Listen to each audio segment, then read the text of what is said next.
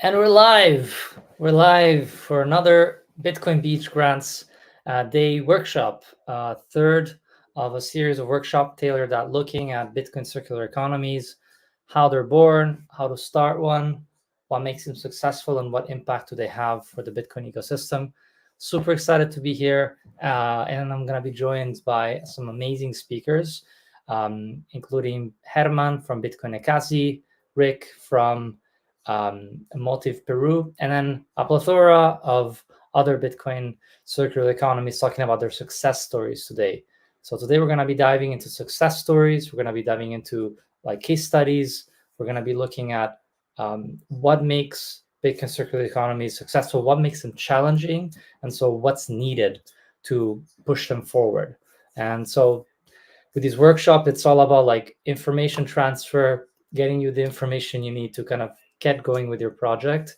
And then obviously, of course, the applications and then the funding of the grants. So uh, Bitcoin Beach has allocated half of a Bitcoin towards this grant. Again, you will be applying to get a percentage of that. Excuse me. And the point is going to be really applying to show your proof of work, your aim, your objective, your vision for a Bitcoin circular economy within your own local community. And we're going to be diving also into Scott Wolf's presentation, which is going to be from the Federation of Bitcoin Circular Economies, looking at how are we going to be evaluating projects when it comes to like the grants allocation. So we're going to be looking also at that. A quick view of the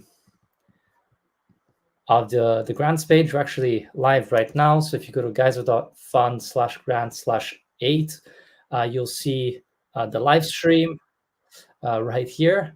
You can also see the description of what is this grant about, why are we focusing on Bitcoin circular economies, why Bitcoin circular economies are how we really work grassroots like Bitcoin does in terms of spreading Bitcoin adoption and enabling the use of Bitcoin not just as a hodling tool but as a medium of exchange. And so here are the lineup for this third workshop day. We've got how to start your circular economy right now coming up soon with Hermann from Bitcoin Ekasi, Scott looking at how to evaluate grant applications. Then we'll have Rick from Motiv looking at the Motiv experience. Then we'll have the success stories with the guys from Bitcoin Arnhem, Bitcoin Berlin, Ekasi, and Bitcoin Jungle. So again, another kind of big picture view here. Where are we? We're in workshop 3. Next week, we're going to be doing a Q&A. Then we're going to leave around 2 to 3 weeks, actually 2 weeks for you guys to apply to the Geyser grants. Then we're going to be, from the successful applicants, we're going to be enabling presentations. So you're going to be giving out presentations about your project. And then we're going to be evaluating them. By the end of by the mid of July, we'll have the winners announced. So as you can see, we have, I think, around 37 applicants so far. And applying is really easy. Just click on the apply button. And you can you'll be able to log in and select your Geyser project directly. So it's really that simple. We have some really interesting lineup projects from all around the world, from Kenya to Indonesia to I've lost count, honestly. There's some really, really good places. So it's really consider applying. It doesn't hurt. Really trying to, if you're trying to foster Bitcoin adoption, Bitcoin education, Bitcoin commerce, and peer-to-peer transfer, this is the grant for you. So have a look at it. Let us know if you have any questions and just continue learning with us. So without further ado, guys, this is the time to welcome our first guest, Hermann from Bitcoin Ekasi. So I'll stop sharing here. Give him the mic. He has, as long as he wants, really, to kind of give us his insight and knowledge of from everything he's built so far. So here we go, Hermann. A pleasure and honor to have you here, man.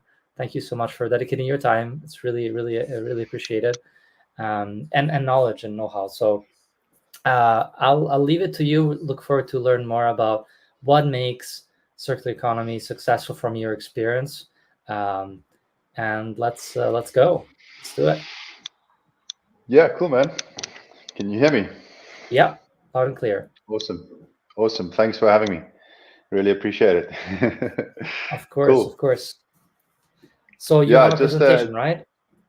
yeah, I've got a presentation. I'd Perfect. like to share some slides. Let me see if I can manage this. Uh,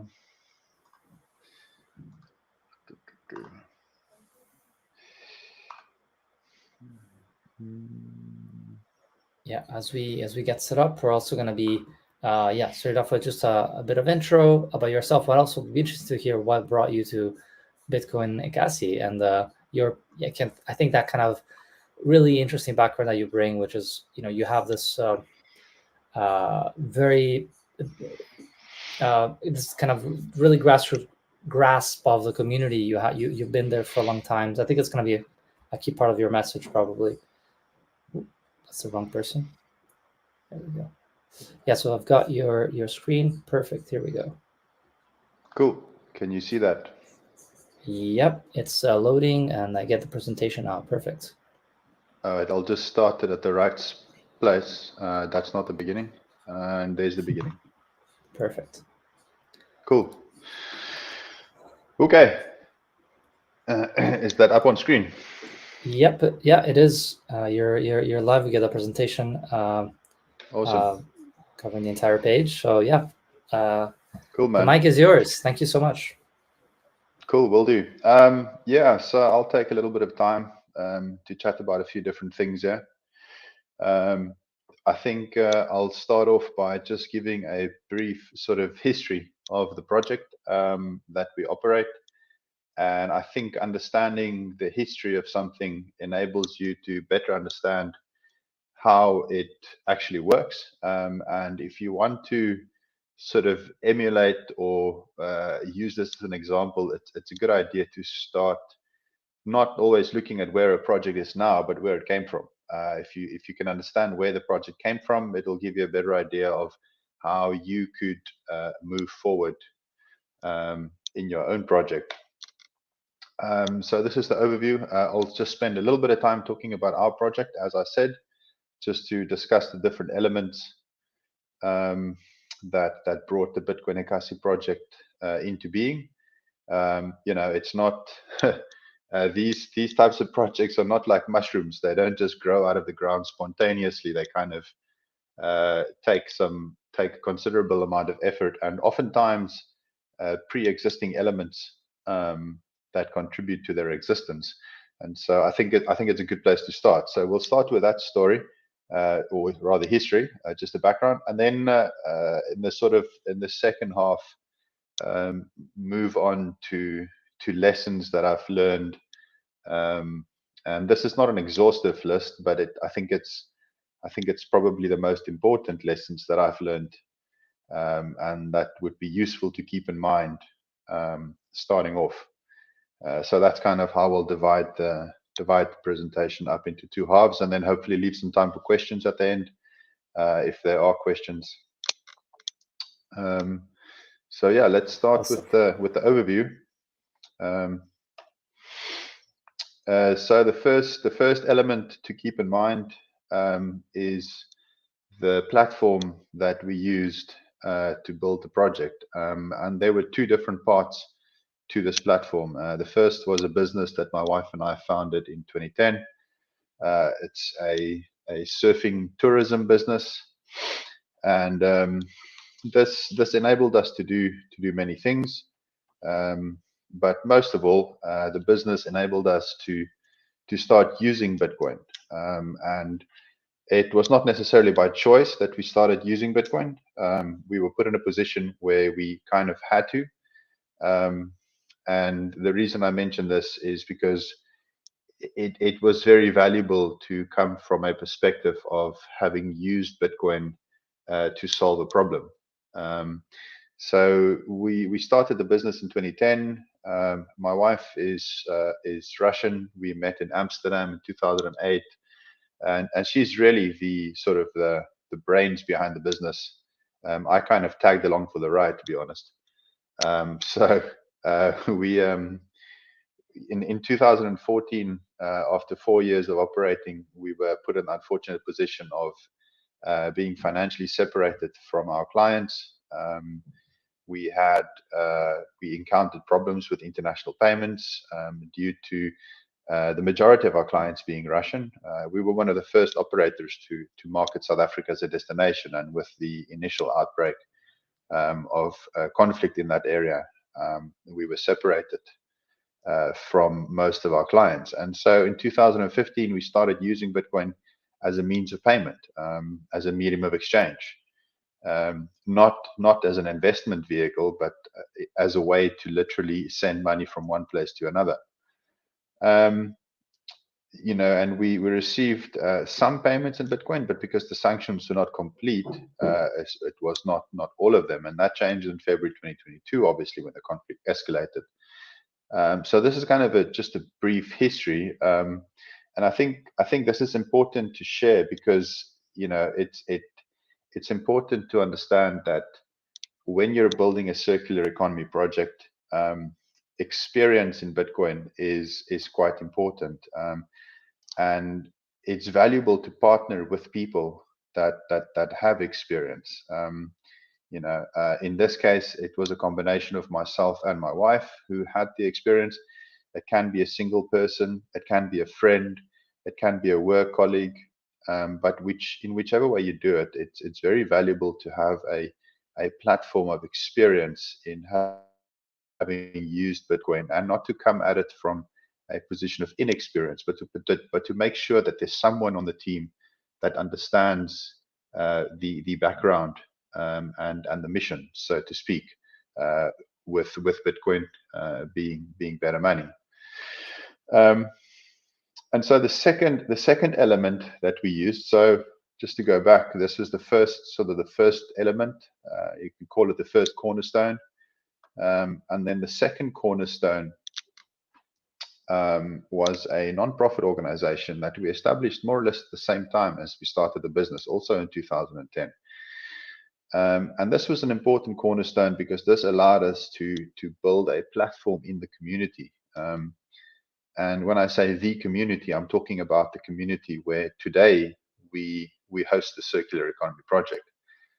So with the Surfer Kids that we started in 2010, the initial idea was to have a mutually beneficial relationship between the tourism industry, specifically our tourism business, and a community project that benefited the local community, to make sure that our tourism project had a positive impact on the local community.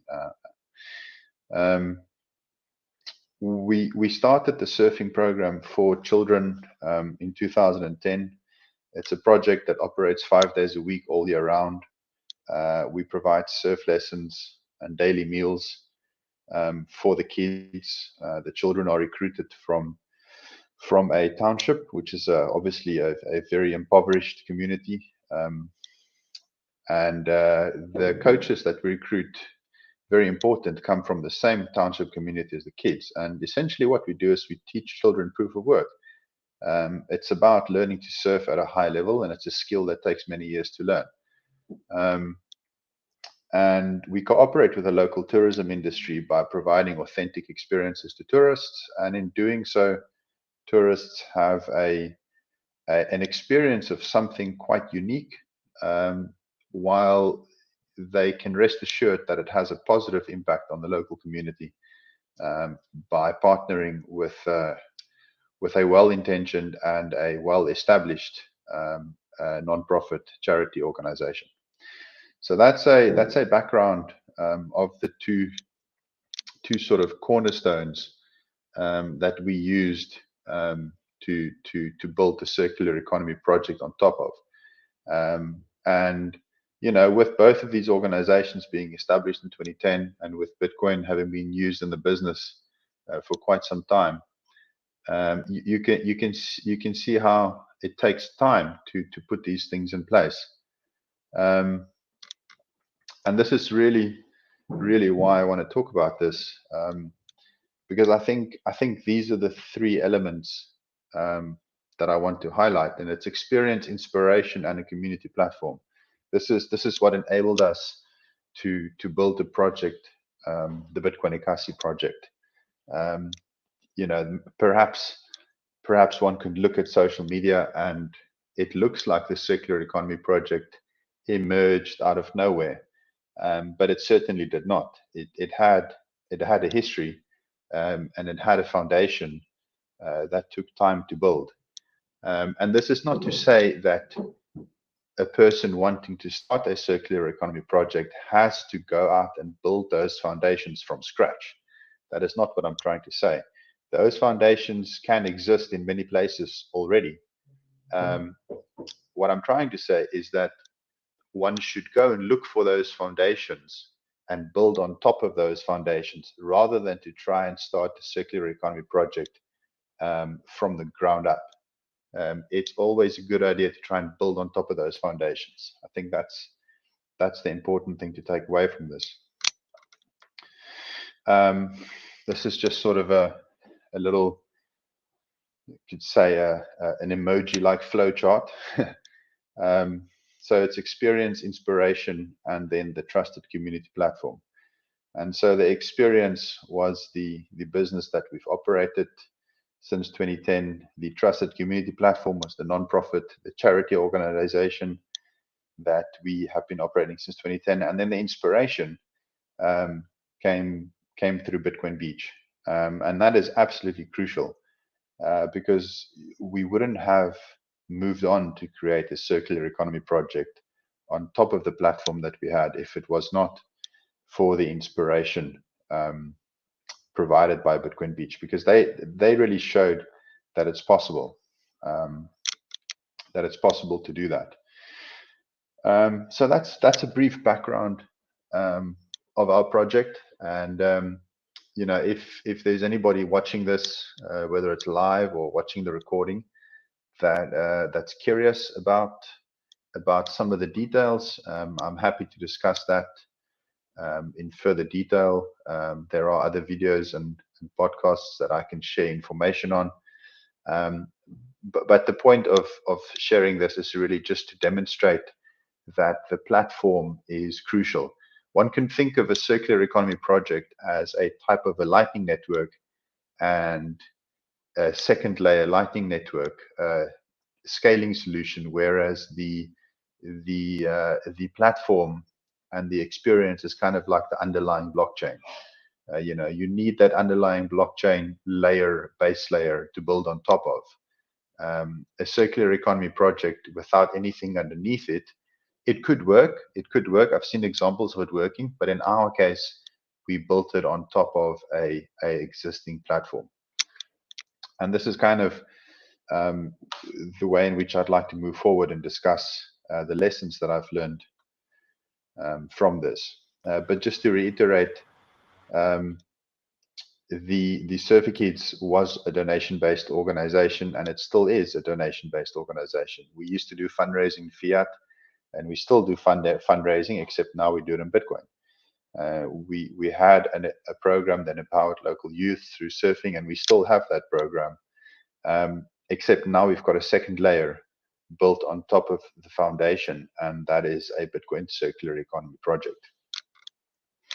And really, again, just to use maybe the Lightning Network as a type of a metaphor, the circular economy project as a second layer makes the base layer operations more effective, really.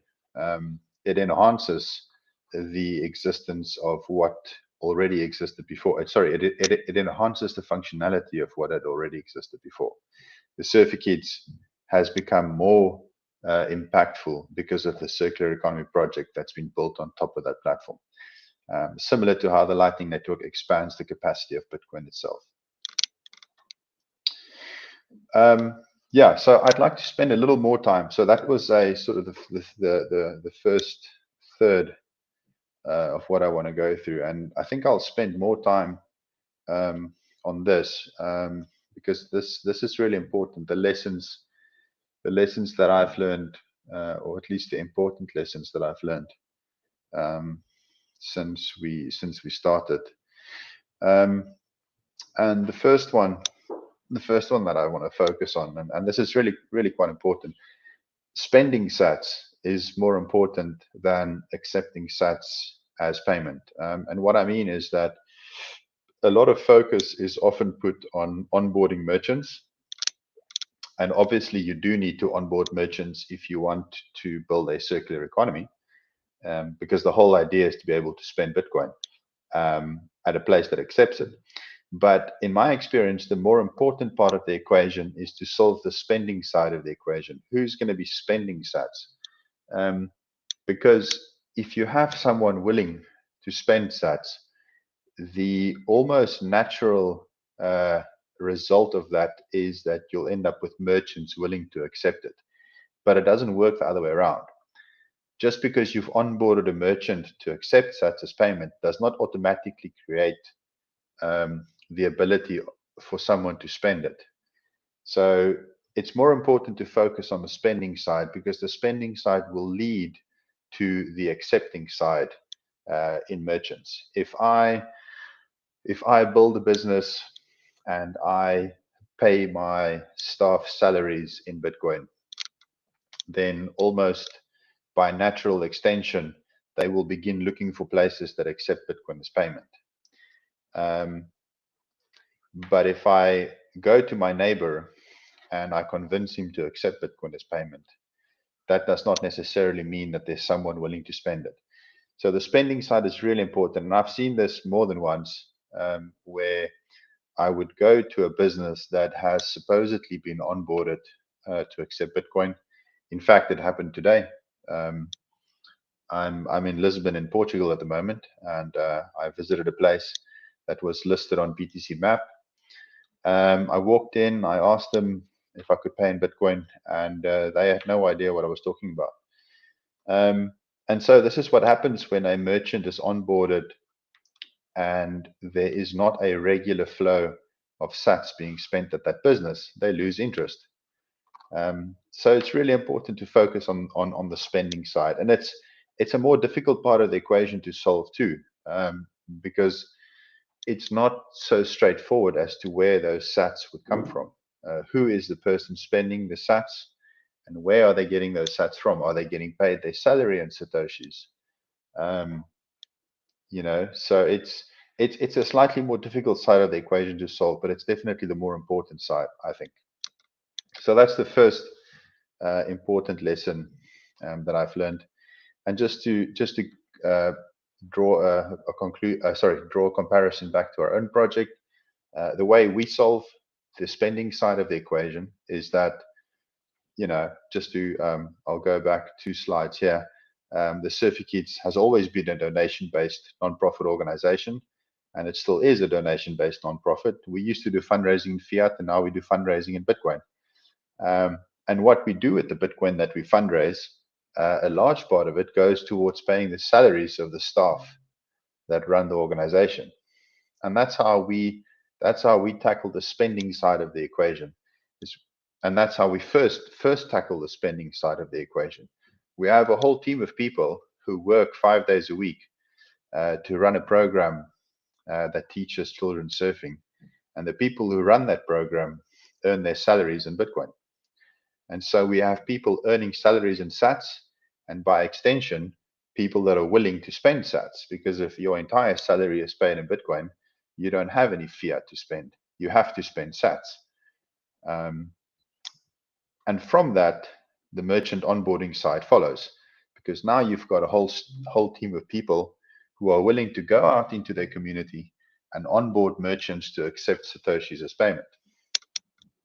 And this is why I say that the merchant onboarding side follows from the spending side. That's not to say that you have to solve the spending side in the same way that we did. There are many ways to tackle that problem. But it is to say that if you do solve the spending side of the equation first, the merchant onboarding side almost follows, not automatically, but it follows more naturally, if I can put it that way. So let me move on to the second lesson that I've learned. And this one is, I mean, all of these are equally important. I wouldn't say any one of these lessons are more important than the others necessarily, but this is certainly one of the first lessons I learned early on, to understand other projects and to take what they are doing and adjust it for local context to what you are doing. So what do I mean by this? Let's look at some examples. We can look at two different examples, perhaps. First of all, there's the Bitcoin Beach COVID grants, and then one of the examples I really like is the Bitcoin Beach Brazil Praia Bitcoin Fruits for Sats program, or Fruits for Sats initiative. So just briefly, these two initiatives, Bitcoin Beach, obviously in El Salvador, Praia Bitcoin or Bitcoin Beach Brazil in Jericoacoa in the northern part of Brazil. With Bitcoin Beach and the COVID grants, essentially what happened was that Bitcoin Beach had funding which they had received, and if you're familiar with the story, they were approached by a donor who offered to donate Bitcoin on the condition that it had to be spent as Bitcoin. And this was sort of towards the end of 2019, and then in 2020, COVID came. Businesses closed down, and one of the things that Bitcoin Beach did during COVID was to distribute grants to people in Bitcoin and to enable them to spend it without converting to fiat, onboarding shops at the same time. And this was, I mean, as horrible as COVID was and as horrible as the lockdowns were, this actually counted very much in the favor of Bitcoin Beach because it enabled them, it gave them a way to get sats into the local community. And this was a legitimate way to get sats into the community, and it encouraged the flow of sats within the community. It encouraged people to go out and spend sats. People could not work. Only essential services were allowed to remain open. And so the grants that were distributed by Bitcoin Beach were given to people who had essentially lost their income due to the lockdowns, but they could continue buying groceries because they were receiving grants paid in Bitcoin. And this is one of the things, in my understanding, that really bolstered the spending of sats. People suddenly had a way to continue buying groceries and essential goods because they were receiving these grants from Bitcoin Beach in sats and spending them at local businesses willing to accept it. So that's the first thing. The second one is the Bitcoin Beach Brazil, the Praia Bitcoin, the Fruits for Sats program. What they do is they have a local stall at a school where children are able to buy fruits for sats using a NFC card system that operates on Allen bits and uses a Bitcoinized POS device. And this is a great way to get kids exposed to sats, to spending sats. It's a fantastic initiative, and it's got the added benefit of encouraging children to eat fruits. So I mention this because we looked at these two things, we adapted it for our local conditions, and then implemented something that looks very different on the surface. But if you drill down, you can see that it actually serves the same purpose. So whereas Bitcoin Beach had the COVID grants, our project really started taking off after the lockdowns. We had to find a different way to get sats into the local community. And one of the things that we came up with was, well, you know, we could go out and we could paint shacks, and we could pay the people who live in those shacks a small stipend At the moment, it's 6,000 sats per week, which is enough to buy perhaps a bread and a milk once a week. So it's not a lot of money that we're paying, but it happens on a regular basis. They can then take those sats and spend it at any of the shops that we onboarded. So similar to how the COVID lockdowns and the grants that Bitcoin Beach paid out, similar to how that enabled the distribution of sats in the community. The shacks that we paint also enable us to distribute sats in the local community, but it does that in a sort of a structured way. We're not just throwing money around randomly.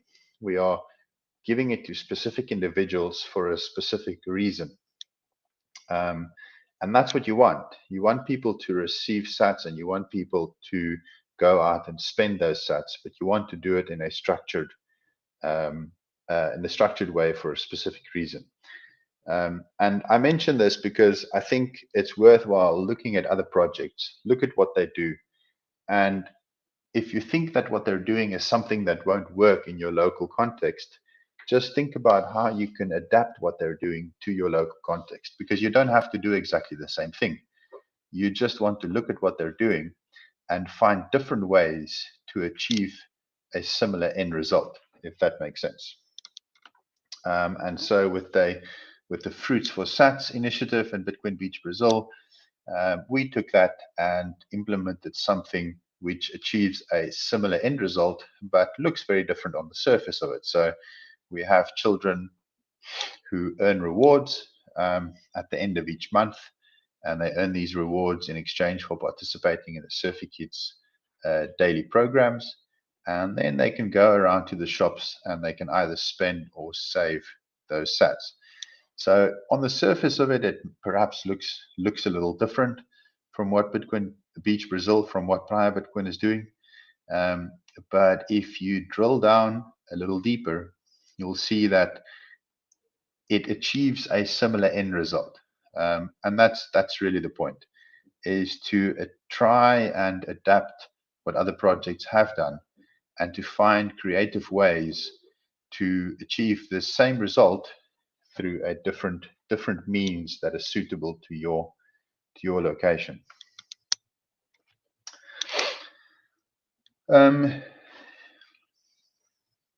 This is the third lesson I learned that I'd like to move on to,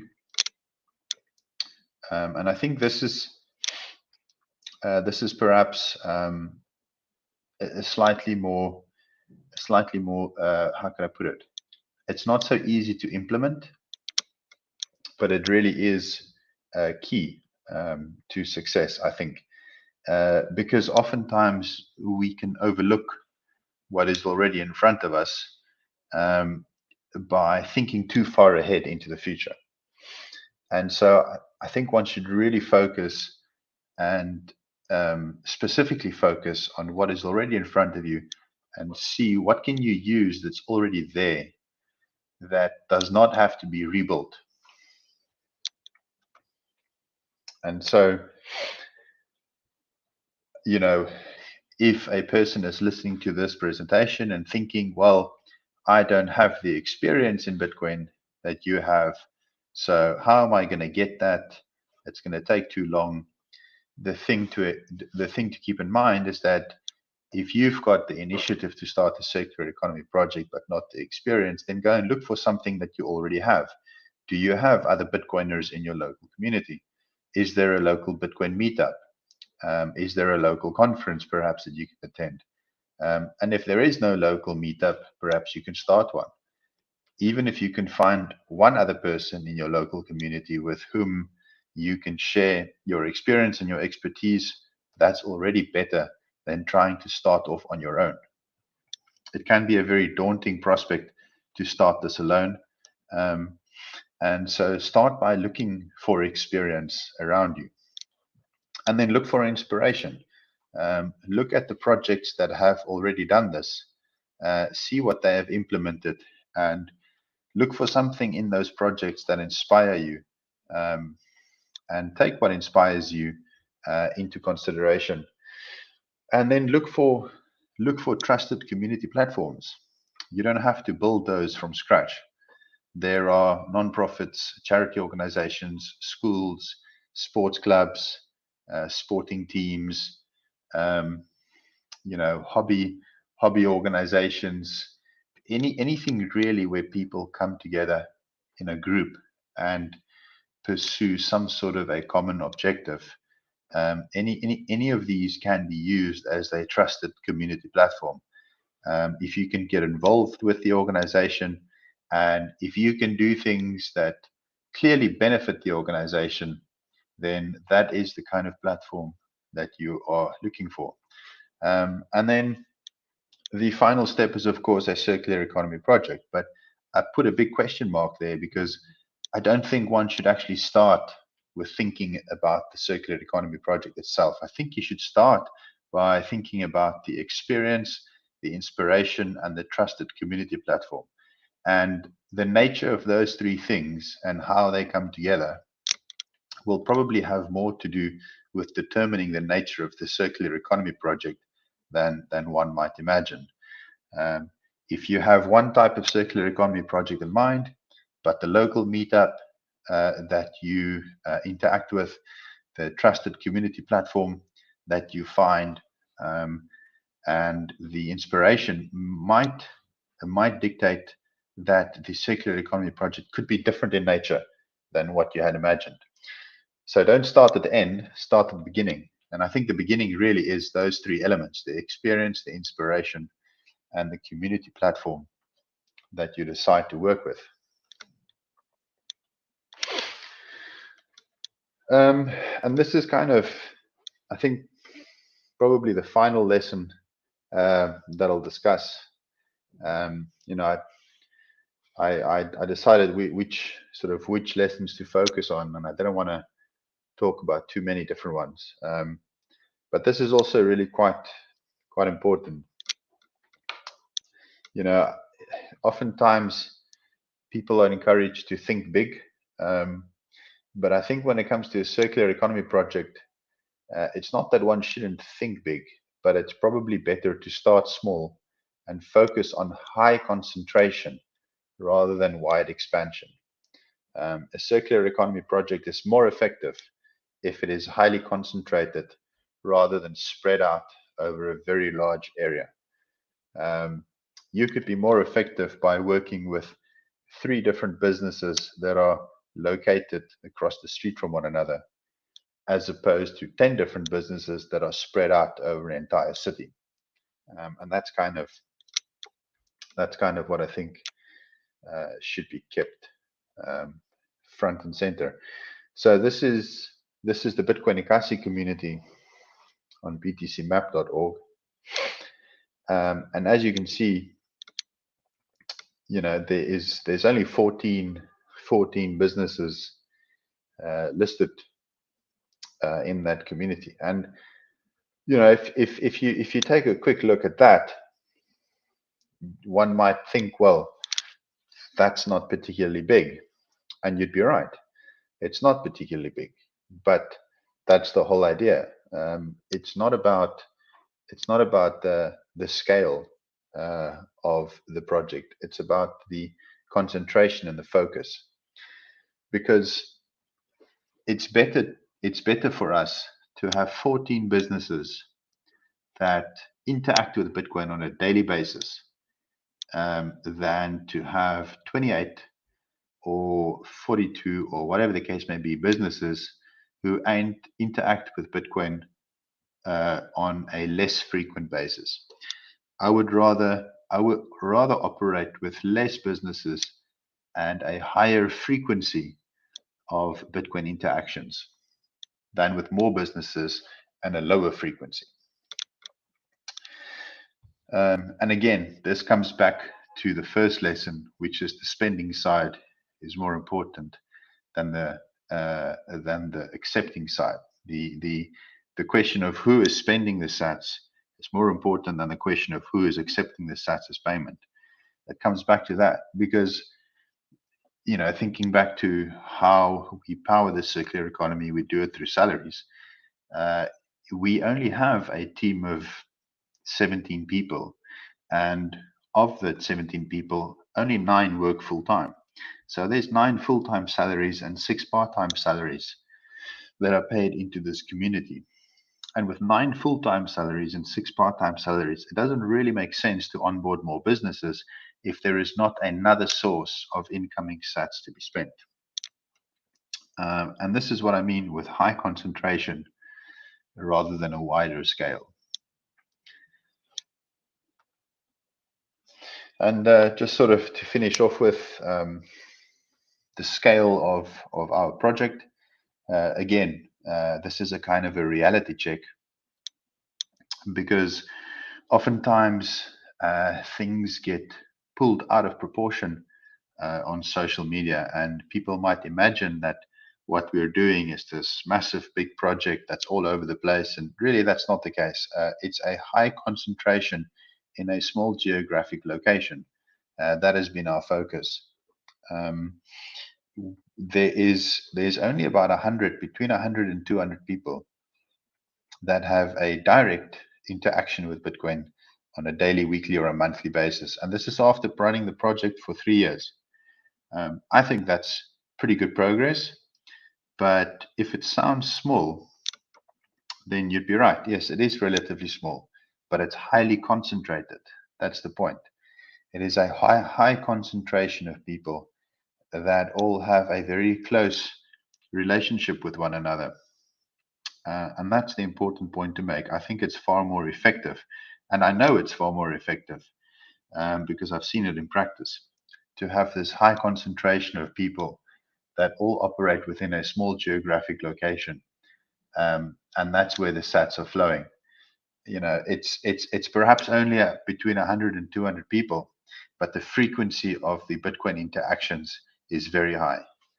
Most of the people are interacting, more than half, or almost half of the people who interact with Bitcoin in our project do so on a daily basis. And that, I think, is very powerful, is that frequency, that high frequency interaction.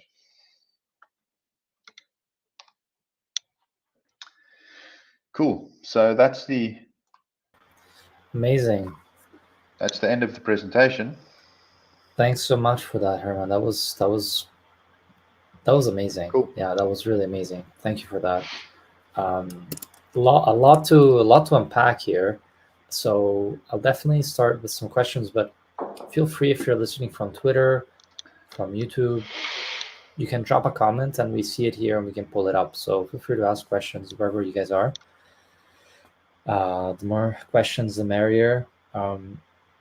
Yeah, look, I mean, I really love that final point you made around concentration versus expansiveness, and it's a very similar point to actually building products as well. As you want to actually have this high concentration of recurring active users than just like being accessible and available to everyone. You want that, as they say, you want 100 or 1,000 people, users that love you, than 10,000 that think you're mad, right? It's the same kind of deal here with, if you think about these community participants you have, and I'm curious to hear your thought on that. Do they love it? You told us a little bit about the numbers, but what can you tell us a little bit about the qualitative insight there of how is it for them to, and I think we'll hear from Lutando later on, but I'm curious to hear your thoughts on how does it feel to be part of a circular economy and almost being the future, because most people don't live in a circular economy. Yeah. Lutando will be on later, and I think he's going to be speaking to that point. But I can also speak to that. You know, I've seen the impact that it's had, and perhaps I'll start off with a more of a personal anecdote to answer that question, because I was actually thinking about exactly that earlier today, where I was walking around in Lisbon. I'm in Portugal at the moment, visiting some family, and I was in the Netherlands for the Adopting Bitcoin Arnhem conference. It's relatively close to Portugal, and so I quickly hopped over here to visit some family. And I was walking around the city looking for places to spend some Bitcoin. I was going to have lunch, and one of the places I walked into, I think was the first or the second place, made pizza, and I wanted to pay for my pizza with Bitcoin, and they accept Bitcoin as payment, and they were so excited about it, and the waiters were all curious, and they were very excited, and the owner was not there, but the owner's wife was there, and she called the owner, and it was a big thing, and it was great. It was a fantastic pizza, but then I went to a second place, and I walked in, and I wanted to have a coffee and a dessert. And I asked the guy, can I pay with Bitcoin? And the dude said, yeah, no, sure. There you go. There's the payment. And I was like, okay, there's almost no excitement, but it's kind of like, this is just another normal day. It's just another normal day doing business, accepting Bitcoin as payment. And at first I felt a little bit almost kind of disappointed, because I just came from a place where the people were so excited about it, and now I'm here in the second place where it just feels normal. But then thinking about it, I realized, well, that's actually how you want it to be. You want it to become normal and every day. And I share this because this is a similar experience I have with the Bitcoin Ekasi project. In the beginning, it was all very novel. It was all very exciting, and it's kind of become almost routine to a certain extent. We'll be in August this year. It would have been 3 years since we started paying our first salary in Bitcoin and onboarded the first shop to accept Bitcoin as payment. And in the beginning, it felt like we were doing something crazy special. But these days, sometimes I'm sending some money to one of the coaches because they're on an excursion with the kids, or they've got to buy some food for a group of children at a surfing contest or whatever. And I'm so busy with so many things that I just quickly send over the Lightning payment, and I get it done, and it's out of the way, and I move on to the next thing. And I sometimes have to stop myself and just remind myself of how incredible that interaction just was. 4 years ago, I never would have even thought that that was possible. 6 years ago, before the existence of the Lightning Network, it wouldn't have been possible. And so I sometimes get caught up in how normal and everyday this is starting to feel. And I have to make a concerted effort to remind myself that it's actually still incredibly special to be able to do this. And I kind of see a similar, as I see it in a similar way with the coaches too, where they're starting to treat Bitcoin as just a normal everyday part of their life.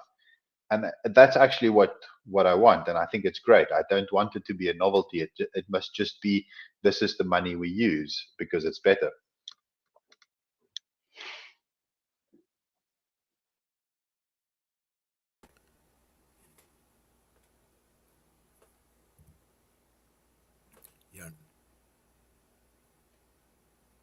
You're on mute. Oops, my bad. Yeah, so I was going to ask you a quick question about Scott. I'm going to also mute you just because I hear a bit of a back and forth echo. But do you use Bitcoin as a unit of account, or the dollar, or the South American currency, rand? Yeah, that's a good question. I was wanting to put something about that in the presentation, but I didn't. So when we first started, everything was denominated in the South African rand, which is the local fiat currency. And slowly but surely, we have started denominating some of critical components of the project in sats. So the two examples that I mentioned, the painted shacks where we We distribute weekly stipends to the people who have their shacks painted, and then the children's rewards that the kids earn for good participation. Those two elements are actually denominated in sats. And we do that with those elements because they are non-critical.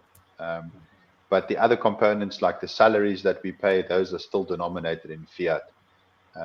And the reason why we denominate some of our operations in sats and not in fiat is because, and this is also really important actually to mention, something that I did not touch on. I'm pretty sure that it will be touched on in the other workshops. But education is a massive component of any circular economy project. The project has to be rooted in education. And I think denominating certain operations in sats is an important part of a good education, because you don't want to create the perception that what you're doing is around sending digital representations of a fiat currency. You need to be very specific and focused in bringing across the point that this is a new unit of value that's being exchanged. It's an entirely new unit of value. It's not a different kind of fiat representation. And with always denominating, all the popular Lightning wallets, you can denominate your payments in fiat, and it's important that people have the ability to do so when it comes to critical business operations. But it's very important to remember that that's an exchange rate that you see. The actual unit of value being exchanged is actually sats. And so one needs to do what you can to remind people of that fact. Makes a lot of sense. It's interesting you're experimenting with Bitcoin as a unit of account. It's awesome. Another kind of gets more like what's your take on the tools to use? You mentioned Lightning a lot. I think you mentioned on-chain as well. How do you do that bit of adopting kind of training people to actually use Bitcoin in terms of Lightning versus the on-chain? What's your kind of way of thinking about it? I think the quick answer to that is Lightning is largely custodial, whereas on-chain is self-custody. On-chain is simple enough so that anyone can take self-custody for now. We don't know what fees are going to be like in the future, but for now it's still manageable. And I think it's important that people are strongly encouraged to take self-custody when it comes to on-chain. But Lightning, for the most part, seems to have gravitated towards custodial solutions, because let's face it, managing channels is not the kind of task that the average person is going to tackle. Yeah, that's reasonable. It totally makes sense. And hopefully we see a growing number of custodial Lightning solutions that increasingly remain trusted and provide certainty that they hold the funds, and they can become accountable through market competition. So yeah, that's great. I've got a question. Scott, yeah, go for it. Yeah, and I hope there's not too much of an echo there. Hermann, I wanted to come back to your point, really important point about looking to build off of an existing platform in the organization, what I call a social impact organization, whatever that organization might be doing that's already having, adding value in the community, that already has relationships of trust and so forth, and building from that. Had that conversation with the team at Bitcoin Beach as well, as I know you have too, about how that was important for their initial success. You've underscored that as well. I'm hoping you can share a little bit for people who are interested in moving forward the circular economy, who don't already have that relationship. They're not coming from that background. They're not coming from the organization. They don't have the connection like you did with your organization, the Surfer Kids, for instance, about approaching an organization, about building a relationship, and about integrating that into the circular economy project. I know you've had contact with a lot of different circular economy project efforts around the world. I know, for instance, Glenn and Bitcoin Ubuntu in your region as well. They have something similar.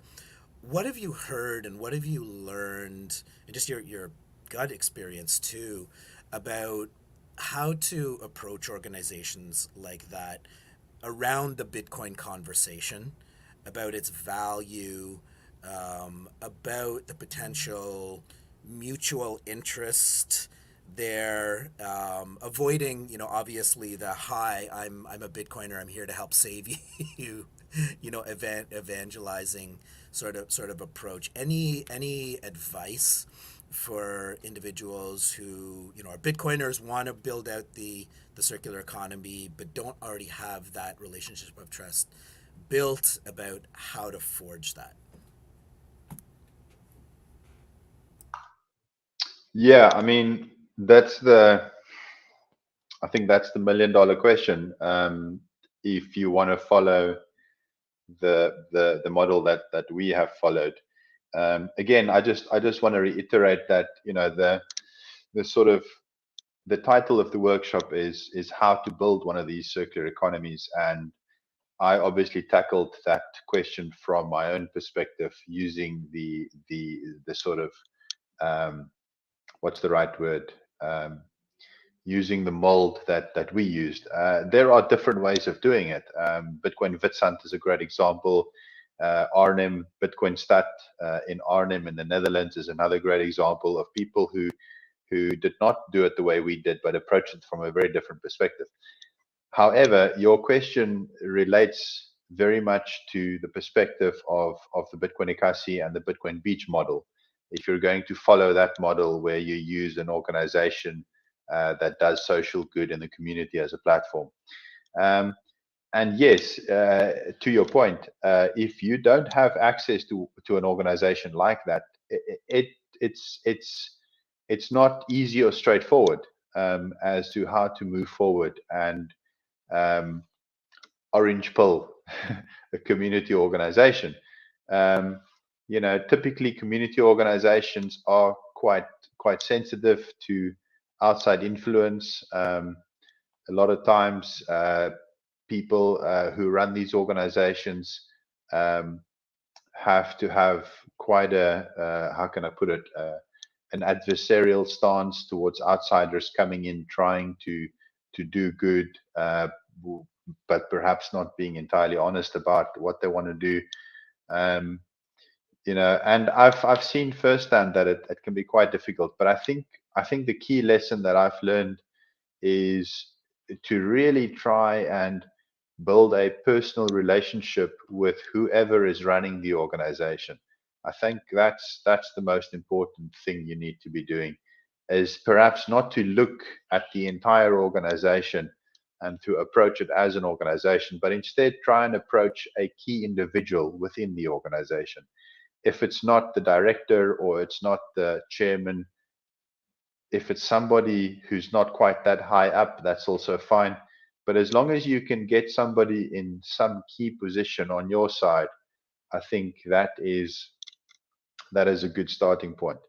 Um, so build a relationship with somebody in the organization, preferably the person who runs the organization, and then to emphasize really that and again, this is where examples like Bitcoin Beach can be very useful. Also, the example of Bitcoin Ekasi can be very useful potentially. Um, is to point at examples like this and say, look, you know, your operations, whatever it is that you do, can be made more effective if you adopt Bitcoin. Um, this is not something that's going to hamper your efforts. This is something that's going to improve your efforts, if anything. And to really try and emphasize the point that if it does not improve the efforts of the organization, then it's not something that should be done. Um, you're not trying to come in and change the organization. You're coming in to try and offer them a tool to make what it is that they do more effective. If you are running a soup kitchen, if you are running an organization that looks after struggling parents, if you are running an organization that deals with addiction, whatever the case may be, whatever social organization it is, the simple fact that you can start a donation campaign that can accept donations in a borderless fashion from all around the world, that is already a big win from the perspective of any charity organization that is dependent on donations. Because typically speaking, raising money, especially if it's small donations, can be very difficult outside of one's own jurisdiction. When we, prior to starting Bitcoin Ekasi, we used platforms like PayPal to receive donations from overseas, from the US, Europe, whatever the case may be, and a minimum of 5% of all donations were lost to the fees. It's sometimes more, up to 10% in some cases. And I'm not even talking about banks. And so being able to do fundraising through Bitcoin and Lightning is already a win if it's just from that perspective. Plus the fact that there's always a minimum threshold for how big a donation needs to be. Whereas again with Bitcoin, there is no minimum threshold. Somebody can send $2 if that's all they can afford. So that's normally enough to at least get a person to listen. If you're talking about a charity organization, it's a foot in the door, and I think that's what one has to focus on is, try and focus on the fact that there are organizations that have done this, where the circular economy project has made the base layer operations more impactful rather than detract away from it.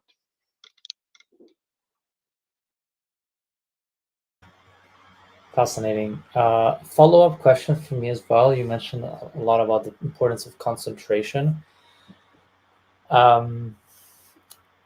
And indeed, those are small numbers, but still significant in that if you consider the concentration element and the recurring nature of it. So, but where does this leave the question of timing, right? For those of us who are that think about the future of Bitcoin adoption in the world, what does that make Bitcoin Beach? What does it make Bitcoin Ekasi as small concentrated pockets?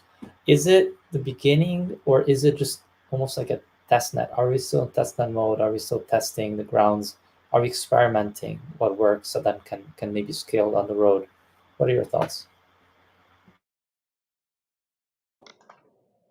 I think my thoughts are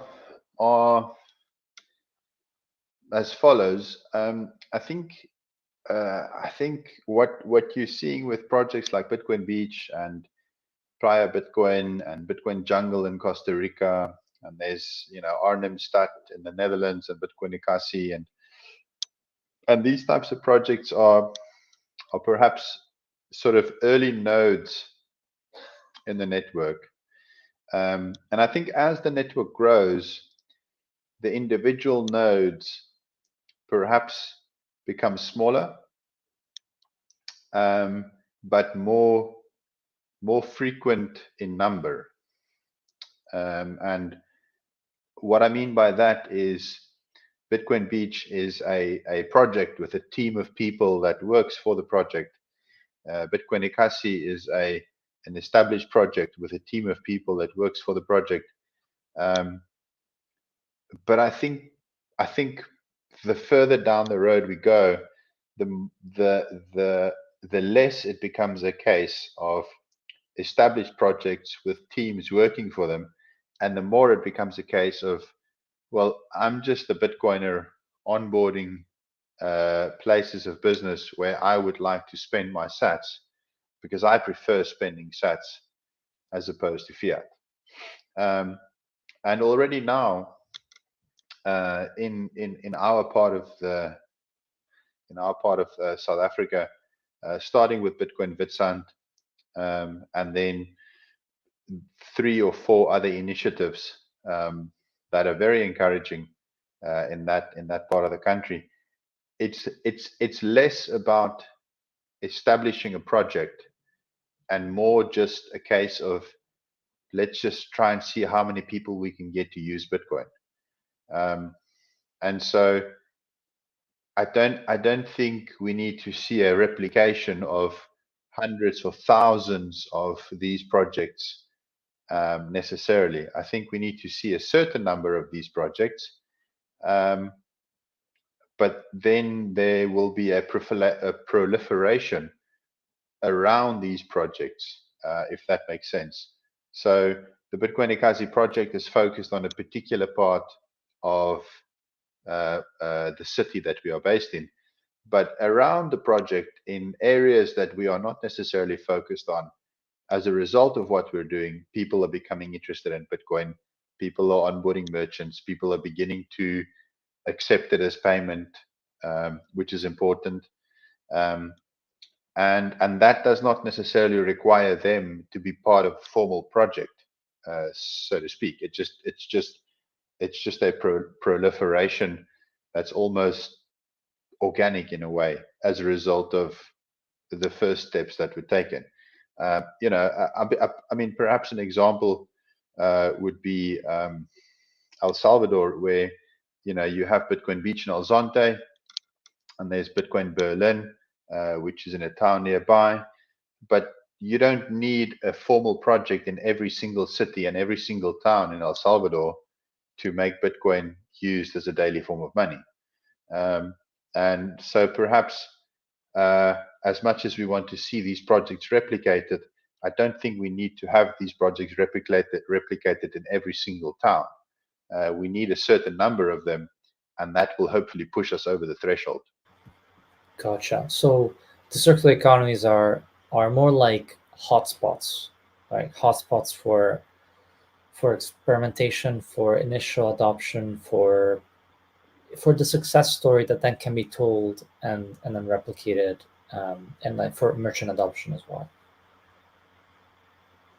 Nice, love it. Sorry, just on that point, I posted a video on Twitter at the end of last week of a school in South Africa where the teachers, students, and parents in that school decided to adopt Bitcoin as a medium of exchange for their Entrepreneurs Day.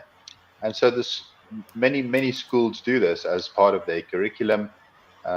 The children will learn about economics, they will learn about finance, and then they will go out and they will have a sort of a mock-up of what a real market would look like, and they would all exchange value with each other. And sometimes they would use, most of the time they'd use the regular fiat currency, but in this case, this particular school chose to use Bitcoin. However, the teachers from the school, they sent me the video and they asked that I post it on Twitter, but they specifically asked that I don't mention the name of the school, and they specifically do not want to become a formal project as such. So they're using Bitcoin, they're choosing to use Bitcoin, they're choosing to implement it, but it's not in any sort of structured way where they're establishing a formal project. It just becomes everyday money. Makes a lot of sense. Awesome. All right. Well, Hermann, it's been amazing. Do you have any last final words to say?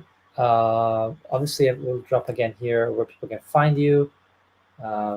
But if there's any kind of last words of wisdom or advice for people that want to get started with their own Bitcoin circular economy, if you have any final thoughts for them. I think perhaps just to reiterate the point that you don't have to start from scratch. If there is an existing project, see how you can contribute. And I think again, you can build a circular economy project around almost anything. You can start really small, and perhaps this is the last thing I'll mention. When we started, we literally started with one shop that accepted Bitcoin as payment, and we had one team member who got paid only 20% of their salary in Bitcoin. That was where it started, and that's all you really need. It's literally one person earning a small percentage of their salary in Bitcoin, and one merchant where they could go once a day, every second day to spend something in Bitcoin. And from there on, see where it goes. You don't have to plan too far ahead, because who knows what will happen once you start with that one small seed. And it really needs to be no bigger than that in order to get going. Beautiful. Yeah, start small, stay humble, right? Seeing a pattern here. I love that. Thank you so much, Herman. This was really, really insightful. Thank you again. Um, we'll probably hear from Lutando later on today, so looking forward to learn more about that then. So yeah, so we'll drop you off, and next up we will have Scott. Thank you so much again. All right, I'll drop you off here. Perfect. So, Scott, what did you think? I think you're on mute. There we go. There we go. No, fantastic. Obviously, there's so many important pieces that came together to get Bitcoin Ekasi to where it is at this point, and obviously, it's nowhere near where Hermann, Lutando, and the rest of the team think it can go over the next little bit. But to his point, it's like get started, start small, and just to continue to build methodically. Amazing. No. You're muted. I love speaking in mute. I love it. I've muted you, by the way. Yeah, I just love all those little snippets of knowledge and wisdom he brought in, and also the big perspective of the. Let me just review here. What we call them? Talked about the experience, inspiration, and the community platform. That was really, really insightful. And it relates a lot with actually what you're going to be talking about, which is the criteria for evaluation, because the experience relates a lot to that proof of work element. The inspiration is more like, okay, you're inspired by Bitcoin Ekasi or Bitcoin Beach, and then you have a plan, right? You have a vision. So the inspiration helps to create a vision, and then the community platform is kind of what makes it sustainable, what makes it into a project that can keep on giving, and is based on a real local reality. So that was really, really insightful. So good stuff, man. So let's move on. We have Scott Wolf talking about the evaluation of the Bitcoin Beach grant. So here I am now. Let me get my slides up. Yep. Try this here. Let's see if I can make this work. No.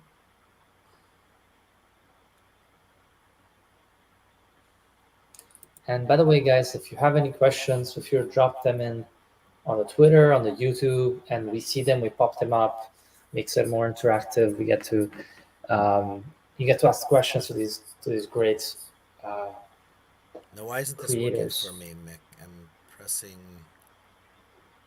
So the plus present, Okay. then you'll be Oh, so new layout.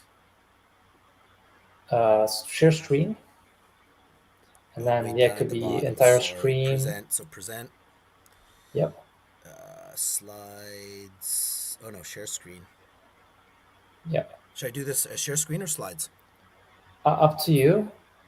So share screen.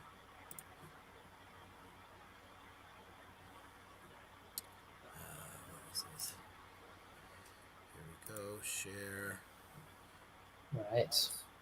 So good stuff so far. We've had almost 600 viewers. Amazing to see that. Who knows? Maybe there's 600 Bitcoin circular economies ready, waiting to sprout. That would be amazing. There will. All right, and I think you're good to go, Scott. All right. So this is not going to be as inspiring as everything that Hermann had to share, but it's important stuff. It's important that individuals and groups looking to apply for a grant know what we'll be looking for as a group of evaluators at the end of the day. And I'm going to walk through a few slides. Hopefully this won't be very long, maybe 20 minutes or so, and I can take some questions at the end. And then again, a reminder that we're intending to host a Q&A, questions and answers session next Wednesday, the 5th of June. We will announce that and a time for that. But the idea being that individuals who've had a chance to review the workshops go away and start putting together applications. If you're uncertain about certain things, if you want to run ideas by us, you can come and ask that. And that speaks to the approach we want to take with all of this. We don't want this to be a rigid, here's the information, go away approach. We want this to be collaborative. We're all learning as we go through this. Hermann and his team, and Mike Roman and their team at Bitcoin Beach, and other larger, a bit more established circular economies would all say, I think would all echo that, right? That everyone is still learning. We're all in the process of this. So we want it to be a collaborative approach. And in terms of the evaluation, as I'll go through in a minute, we want it to be as low barrier as possible. We know that those of you applying for grants, the vast majority, if not probably all of you, are doing this sort of as volunteers because of your passion for this, on the side of your job, your other responsibilities, etc. So we want to provide some structure. We need to provide some criteria based on which we'll evaluate and ultimately award the grants, but we want to make it as low barrier and as easy as possible. So I'll keep that in mind as we go forward, and I'll try to emphasize that as we go through.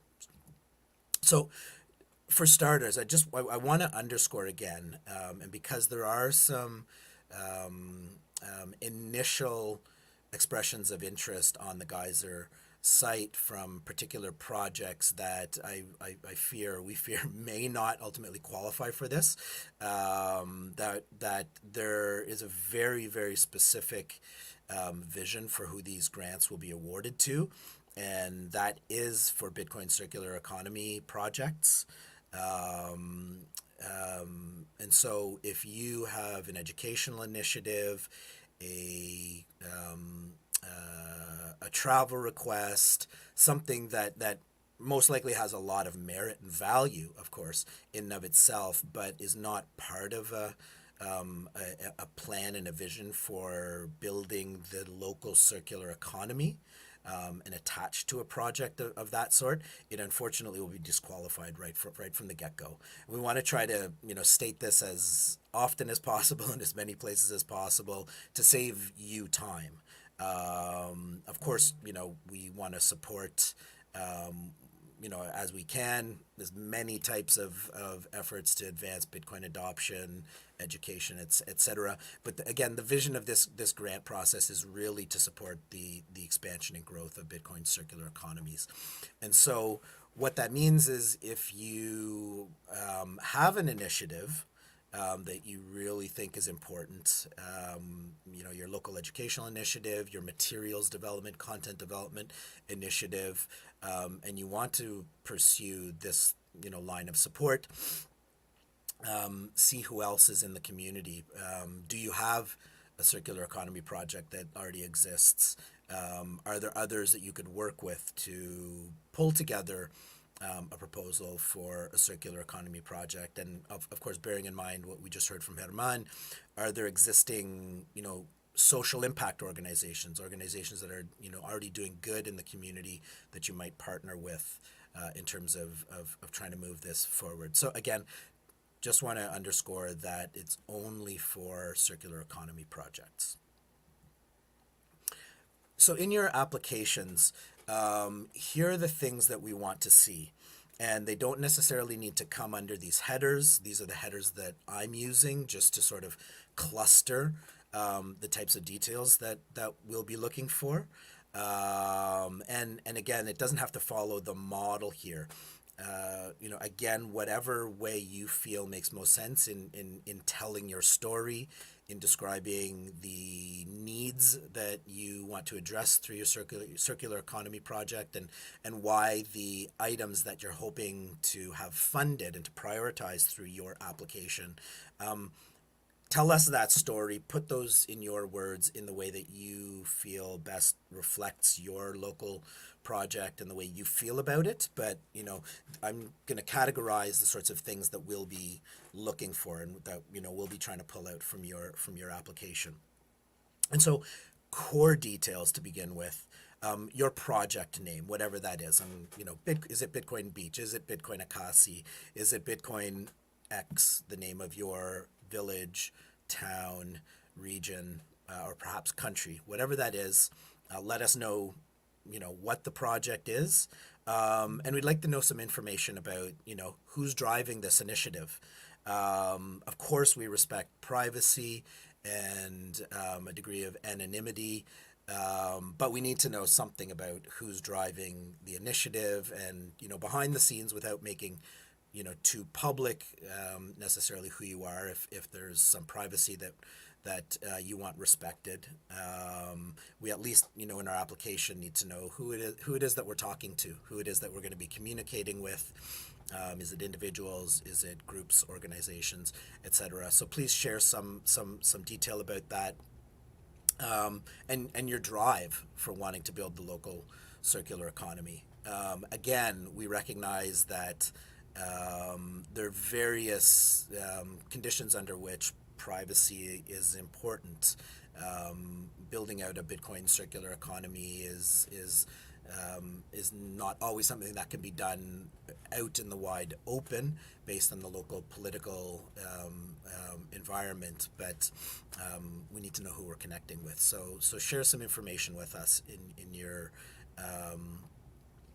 application, and let us know what sort of area you intend to cover. Is it a neighborhood? Is it an entire village or town? Or in some instances, maybe you have a bigger vision, just because of your local realities. Maybe you want to cover the entire country. Now, obviously, in setting forth your plan, your vision and your plan, I'll get to that next. You're not going to be able to, cover an entire country immediately. So, how do you then intend to move this forward stepwise? But let us know, what sort of geographical area you intend to cover and why that matters. So again, just touched on that. The second sort of broader category is the vision and plan. And Mick mentioned this earlier about, sort of that bringing forward the passion into a plan. What are the next steps in the evolution of your local Bitcoin circular economy that this grant will enable? And we're going to need you to articulate some of those, put some details to it. Obviously, these are relatively small grants in the context of longer term visions and plans. So, what are the next one or two things that you want to tackle in your project that will enable you to move forward to that next step in evolving the Bitcoin circular economy? And we're going to want you to attach at least a high level budget for that, to let us know how you intend to spend the sats once you receive them. I'll come to that in a little bit more detail in a couple of minutes. But just to know that we are going to need to see some degree of detail for how you intend to use the funding. And then if you are awarded a grant, ultimately, we intend to follow up and work with you. There isn't going to be a rigorous reporting process, etc. But we want to make sure that we can support you to keep on task and to be available for support if, as you walk forward implementation of the grant, you need a bit of support for troubleshooting ideas, if you need to adapt things, etc. But we need a starting point by way of a sort of high level budget for the amount of sats that you're requesting. Now, the next one's really important, and you know it cuts to the core of sort of the Bitcoin ethos of which is proof of work. Um, we understand that many applications might be starting, you know, from ground zero in terms of building out the circular economy, but we will want to see some proof of work in terms of your engagement or the engagement of your group at a local level in terms of moving forward Bitcoin adoption and use. Perhaps you've hosted meetups. Perhaps you've hosted an educational workshop. Perhaps you've already been engaging some local merchants for adoption. Tell us the story. Tell us what you've done to date, your partnerships, what you've been able to achieve so far. Numbers always help to tell the story. So if you do have those, for instance, you know that you've held a couple of workshops of 5 or 10 students. You know, you've onboarded 2 merchants, and now you want to take it to the next step, etc. Let us know what you've done to date, as an individual or as a collective of people coming together to submit an application. The last category, so of the 4, is impact and sustainability. So what do you anticipate will be the outcomes of this grant? And again, these are small grant amounts, and in many cases you may just be at the ground level of moving forward a circular economy initiative. So we're not looking for earth-shattering results. We just want to have a sense of what you feel will be the tangible impact of this. Is it that you will graduate 10 students from an educational course? You intend to onboard 2 to 3 merchants and have 1 or 2 other degrees of success from this. What are those outcomes that you anticipate specifically from this grant funding? And then how do you feel that this grant will ultimately contribute to the sustainability of your project? Again, this is a marathon, not a sprint, as Hermann, told us in several ways. So we want to have a sense of your vision for sustainability, and that includes also, how you feel that this grant will enable you to achieve certain outcomes and therefore leverage that, into future success, whether that be through funding, future partnerships, etc. How are you going to go from whatever level? Perhaps you're at level 0. How will this help you to go to level 1?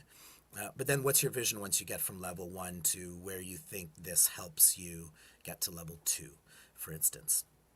Again, not looking for you to cover, all of these things in tremendous detail, but these are the things that we're going to want you to cover in your application. Speaking to level of detail, I'll let these points speak for themselves for the most point, and you can come back to them. But again, description of the particular aspects, numbers help us to get a sense of how big or how or moderate is your approach, etc. But you want to give us something to really be able to assess, not just the high level. What is the name of your organization, or that we've conducted education initiatives, but describe for us in a bit more detail what they've looked like. Where have you done the educational initiative? Who were the participants? Not by name, of course, but were there particular population groups that you've been working with, and so forth. So give us a degree of detail that'll help us get a better sense of who you're working with, what your vision is, and what your projected outcome and plans for sustainability are. So budget. Now, by no means look at this as an actual recommended or suggested budget.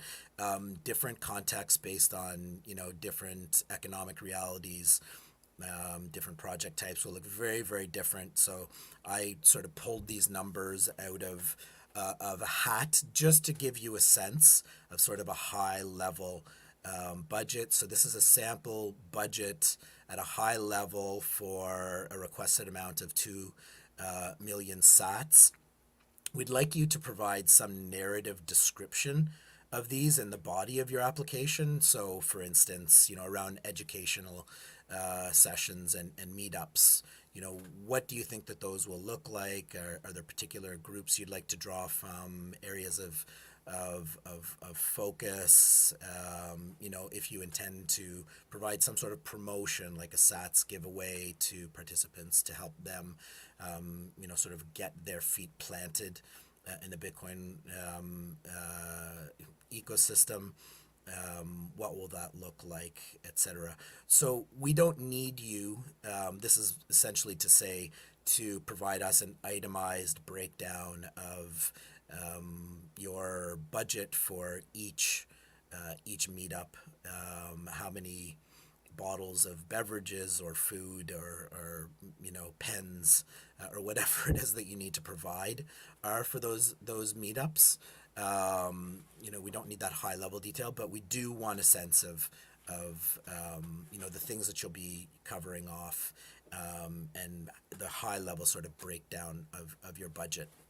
Now, in your narrative description around project management, merchant education, etc., all of these areas, if you can provide us some narrative description about what that looks like, that'll help us in our evaluation. So, I mean, the more detail, the better, but it's not necessary to provide a granular breakdown of specific costs. We just need to have some accountancy for where stuff is going to be spent. Now, all of those things said, when we get your applications in and take a look at them, we'll be basically weighting those 4 areas as follows. The core details, because that's specific and not necessarily a lot of thought has to go into those, are pretty much demographic and administrative details. We'll need those to be covered off, but they're not weighted as significantly as the other 4 areas. We'll be using sort of an even basket of assessment to evaluate applications based on those other 3 areas. So, you want to put, due attention into all of them. If there is a sort of weakness in one of those areas, just know that could potentially affect your application overall. And again, if you're struggling with one of those particular areas, could use a little bit of support, reach out to us, bring questions to the Q&A, and at any point up to June 19th, when the application deadline ends, if you want to discuss them, send us a message. Any of the 3 partners, send us a message on Twitter, on Noster, reach out to us via email. Whatever way is best, and we'll do our best if we don't have an immediate response to connect with an existing sage like Hermann or Roman at Bitcoin Beach, and to try to get a sense of what's the best advice that we can give you based on our collective knowledge. So again, we want this to be a collaborative process, but please pay attention to all 4 of these areas in terms of the evaluation. That is really it in terms of the process. Again, at the beginning of the workshop, Mick pointed out that after the Q&A session next week, you have about another 2 weeks until June 19th to submit applications. We're here to field questions and provide support throughout that process. Then we'll be taking a look at those and evaluating them based on the criteria that I've just outlined for you, and aiming at some point in July to be making the announcements of grantees. Following that, that's not the end of the process. We'll be communicating to successful applicants the next steps for dispersing grants at that point. But we'll also be implementing a process for follow-up, so that we aren't just dispersing funds and then that's it. We want to keep in touch. We want to work with you throughout the process to help all successful applicants achieve success, and so that we can continue learning and growing from this point moving forward. If you want other ideas for inspiration to take a look at and hear from other existing Bitcoin circular economy projects that have been at this for 2 or more years, again, we have stories and resources on the Federation of Bitcoin Circular Economies website. There's the link, and just go to the resources section. And I'd also recommend tuning in to Bitcoin Beach's circular economies sessions. That's the link to all of the past sessions on YouTube. You can also find them embedded in the timeline of their X or Twitter handle as well. But there's a lot of great, knowledge and experience and insights about different ways of moving forward a Bitcoin circular economy project from those past sessions. So we recommend digging into those for inspiration as well. Again, you all know this, I'm sure, but just for anyone who's looking at the recording or may just be tuning into this as their first workshop, that is the homepage for the Bitcoin circular economy. For the Bitcoin Beach grants on the Geyser page. And again, best wishes to all of you putting together applications, and looking forward to answering any questions that you might have to help you move forward.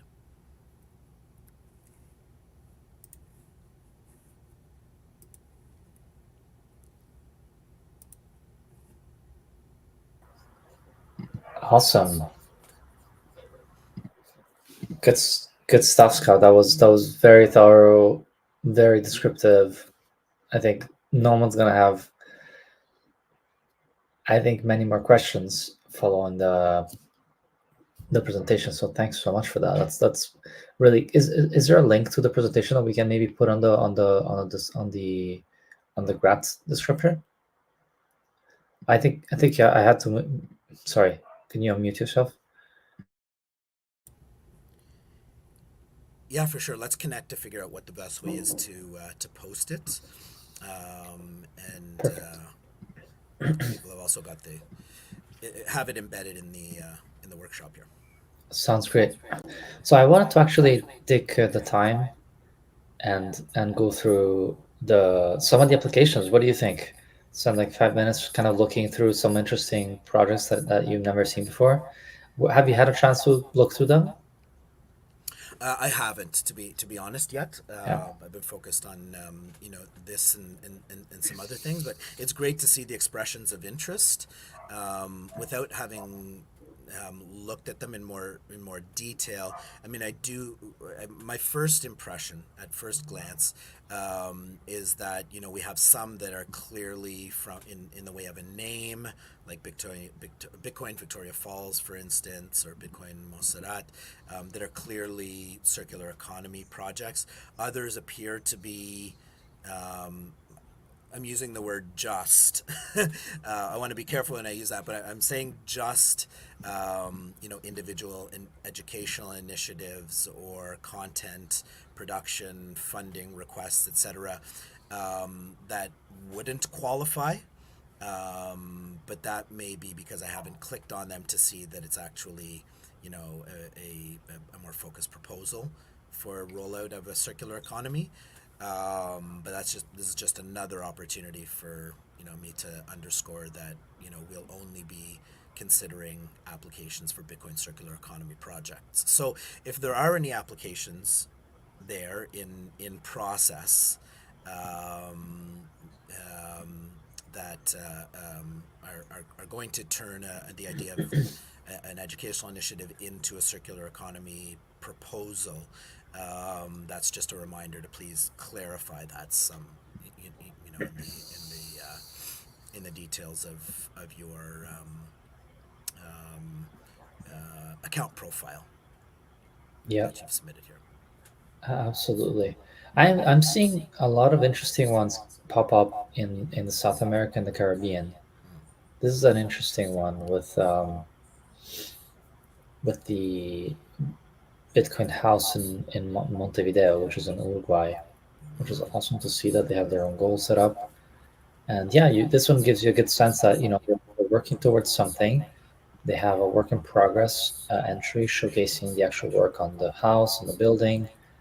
Um, they have their connected npod with pattern doing that. You have goals with complete aims, right? That's really really helpful to do that. Yeah.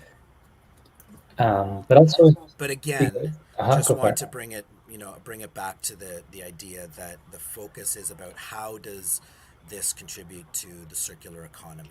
That's Yeah, what we really need to see. How is the application a vision for a Bitcoin Ekasi or a Bitcoin beach or a Bitcoin jungle, etc., which would ultimately integrate the components of education, merchant engagement, onboarding, a physical location, etc. So, without having walked through this, my question would be: is this again a request for a really important initiative, which is to, build a go-to location for Bitcoin education and so forth within the community?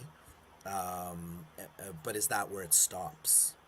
yeah, In which case, as important as it is, it probably would not qualify for a grant. We would need to see it focused as, for instance, uh, you know, Bitcoin Montevideo. That it is about receiving support to fund this initiative as the key next step in building out the local circular economy, and what those connections are and what that sort of vision or plan is for the local circular economy. right. I mean, And probably speaking at this, I want to continue to emphasize that, because I want as many groups as possible to qualify in principle for this, and for us to not exclude groups when it might involve just a little bit of additional work to flesh out the vision of the circular economy, and to be working with local partners to develop that. yeah, that makes a lot of sense. I agree that it could be fleshed out more, totally. But I am seeing glimpses of something here. For example, the fact that there is an educational effort, they're dealing with a local problem, like hotels got in financial trouble. Mm-hmm. And so here, people coming together in a hotel, Bitcoiners come together in a hotel to create a vibrant Bitcoin community. But what's missing is the circular economy aspect of people commercing in Bitcoin. Yeah. There's just a mention here, but no description of that. So that's a really good point. Yeah, and to whomever has taken the time to put this in, you're being put in the spotlight right now. That's probably not fair. You've But got time. it is an opportunity for us to to sort of speak to an Yeah, example in some detail. So again, for any project that's in process right now, hopefully my comments and my presentation, and of course all the other workshop presentations, help you flesh out the Bitcoin circular economy vision and plan. But again, we're going to need to be able to see that clearly in an application. yeah, makes a lot of sense. So here's another one: Bitcoin Dominicana, descriptions about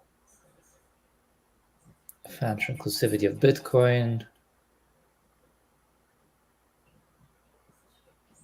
Yeah, would have to see here in detail about the person. The person does seem to be involved in the Dominican Republic. Pedro Vidal. But yeah, we'd have to look more into it. But good to see already that there is some traction here for Yeah, I want to see contributions. if we have any questions. I'm not seeing any. I type them out. And when watching this, please feel free to DM us on Twitter with questions. Send them to us directly. Email them, etc. In case you missed earlier, we'll be hosting a Q&A next Wednesday as well, June 5th. In case you know want to pop in and ask any questions. Yep. Yeah, absolutely. Bitcoin Indonesia seems to have a lot of content, which is awesome to see this. A lot of description of the educational efforts and the Mm-hmm. have to see more into the actual economy bit, but there seems to be a lot of things you can buy. And I think they have a workshop, sorry, a co-working space, which could be exactly that kind of what you need to kickstart an actual community platform, right? That Absolutely. Yeah, absolutely. And again, these are small grants, and we expect that no applicant is going to be able to effectively touch on all aspects of a circular economy.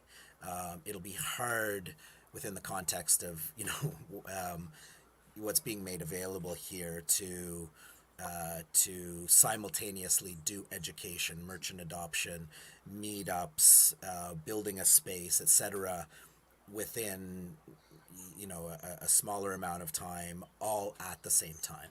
yeah, What we're looking for, though, is that there's a vision for building all of that and how the money you receive, the sats you receive through this, are helping you take those next steps to build out that circular economy. agreed.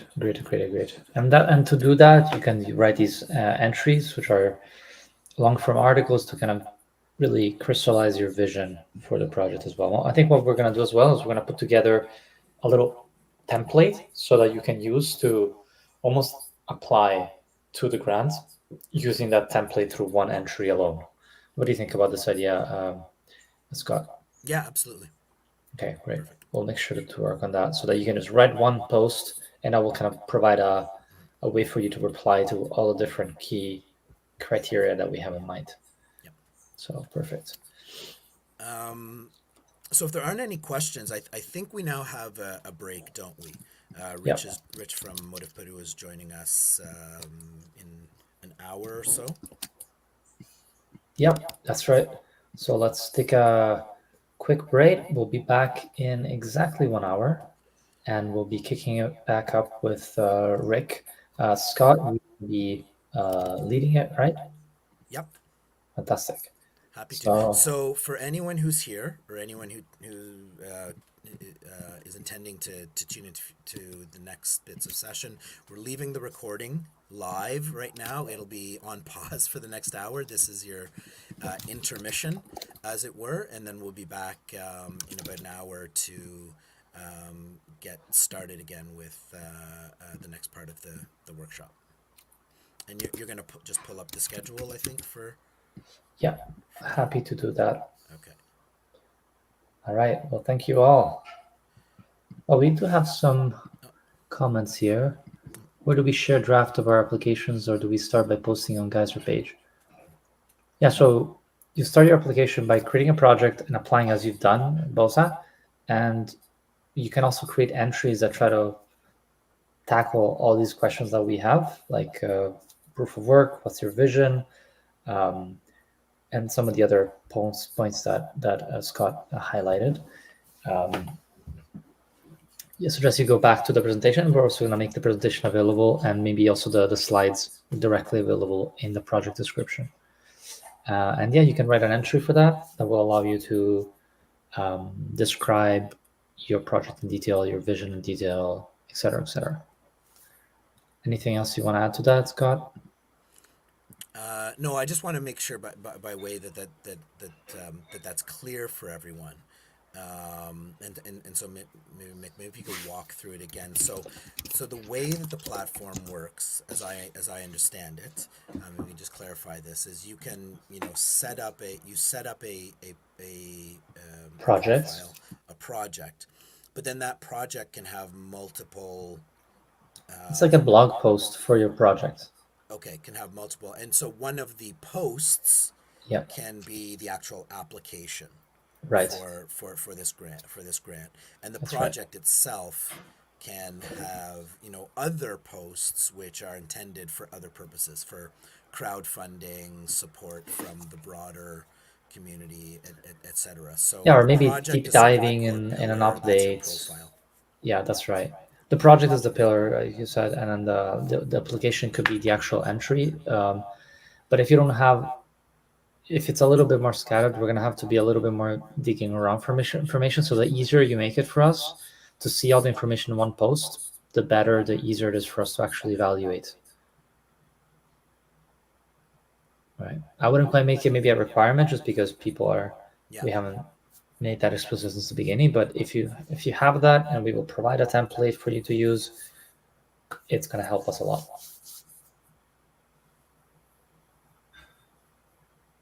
Scott? Yep. No, that sounds good. Cool. Have we? That's Bosaland. Have does that answer? I'm not sure if you're still there. If you want to type out, or does that answer your question? Enough? Are you clear? They've Clear typed it enough? from YouTube, so we'll Oh, see it if did. they Okay. answer from YouTube again. Okay. But I think it does. If you have any question, please feel free to drop another comment from YouTube, uh, or we can answer it in other ways as well.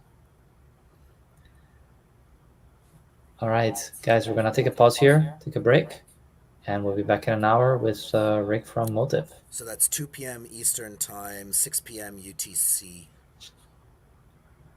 Perfect. Yeah. Awesome. All right. Thanks, Mick. Thank Thank you, you everyone, all. and Thanks, Scott. see you back here in a little bit.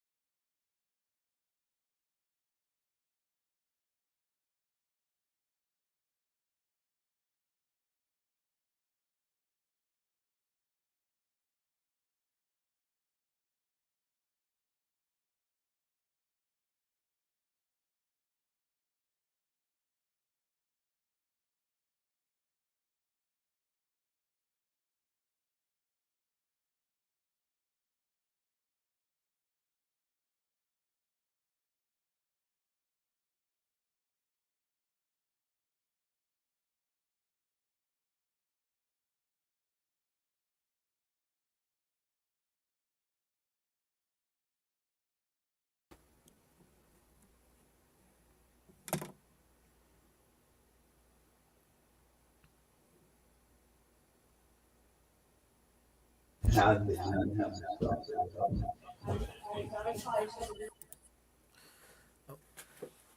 Hello, everyone. We'll get started again. Thanks for those of you who are holding on, and Rich, thank you to you for waiting in the wings there as we had a pause. Let me make sure everyone can hear me. We're about to get started again. We have one more presentation from Rich Switzer from Motiv to talk to us about their work and success building Bitcoin circular economy, or circular economies. I should say, rather, because they're working in more than a dozen communities throughout Peru. We'll hear from Rich in just a moment, followed by hopefully 2 or 3 guests from other Bitcoin circular economies who will tell us some of their success stories. And then as we go along, please feel free to type any questions into the comment box or on whichever platform you're watching from, and we'll do our best to get to them. We did have a couple of questions while we were on break. Just looking at them, one asking about submitting applications in advance for review. We'd be happy to take a quick look at applications in advance, just to see if there's any feedback that we could provide. Our capacity is limited to provide a thorough review, but if you'd like to send us something before the June 19th deadline, I'd ask you to please submit it to us by email, and you can DM us as well, just to draw attention to it. If you could try to do that by, I would say, June 10th or so, just to give us a few days to be able to take a quick look and send you any feedback. And in order for you to be able to incorporate any changes and submit by the June 19th deadline. But yes, we're willing to take a look at something and provide some feedback. I think that was the only question while we were missing. I'm going to invite Rich up to the stage now, and we'll get started with his presentation. Let's just see if we've got Rich there. One moment.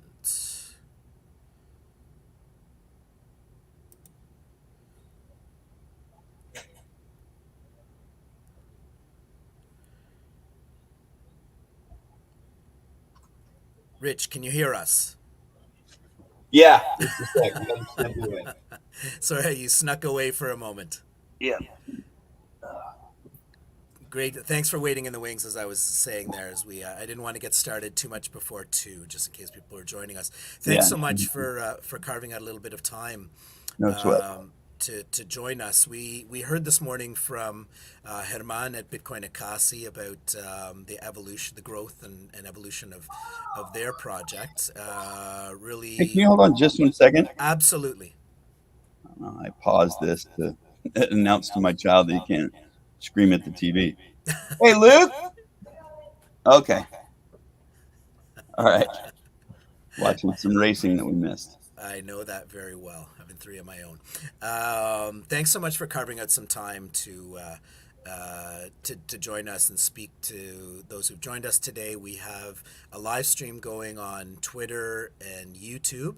The session's also being recorded, so we've got it for folks to watch who are intending on submitting an application over the coming weeks, as well as for future use. As we roll out activities related to expansion of Bitcoin circular economies into the future. So this is going to be incredibly valuable, and we're grateful that you could carve out some time to talk to us about Motiv and your experiences in Peru. I guess just in handing it over to you, to tell us about the origins and evolution of your efforts in Peru to grow the multiple circular economies that you're developing in communities throughout the country. Just, sort of a prompt to share any kernels of wisdom for groups just getting started as well. They might just be at the outset of trying to connect an educational initiative to efforts to work with a couple of merchants locally that are accepting Bitcoin, and to maybe connect to a social impact project similar to what you did in MotivPeru. So your words of wisdom for them about how to get started, how to go from 0 to 1, etc. as you go along would be greatly appreciated. So I'll hand it over to you. And do you have slides, or are you going to speak? No, I didn't know about any slides. So All right. nope, So I haven't.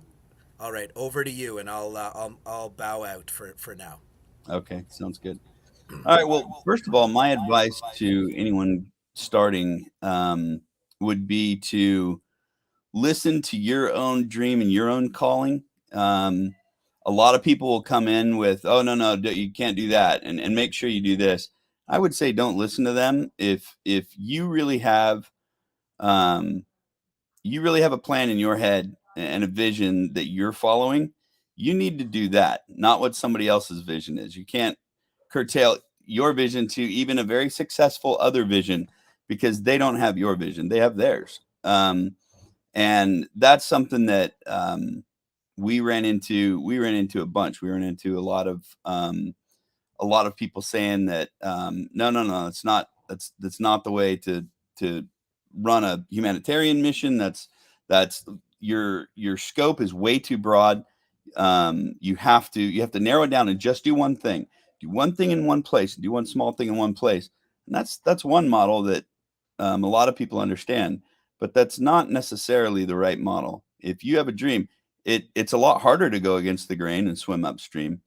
But your vision needs to be followed. Otherwise, go to work for another group. Go to work for them or be a volunteer with them, and learn your way up within their group. And that might be where you get your vision, or your vision gets clarified. And so that would be my first bit of advice. The second bit would be almost sound contrary to that, but it is talk to a bunch of other people doing a bunch of other things. You gain great ideas out of other people's plans and what they're doing, and you take little kernels from theirs, and it helps push part of your vision further, gets you further down the road, closer toward the goals you're trying to attain. So those two things, don't listen to anyone, and make sure you listen to everyone. But make sure you follow your vision. There's probably a reason you have that vision. And then let me describe kind of what Motiv is. It's essentially two things at this point. We have ground operations in Peru that are fairly autonomous now. Valley, it has been the on-ground guy that executes and field deploys the plans and the methods that the team up here would come up with, and Valley also plays a part on that team as well with his wealth of experience. But now where we're at funding wise, and along the plans of what Motiv was set to be a methodology of how to build a sustainable framework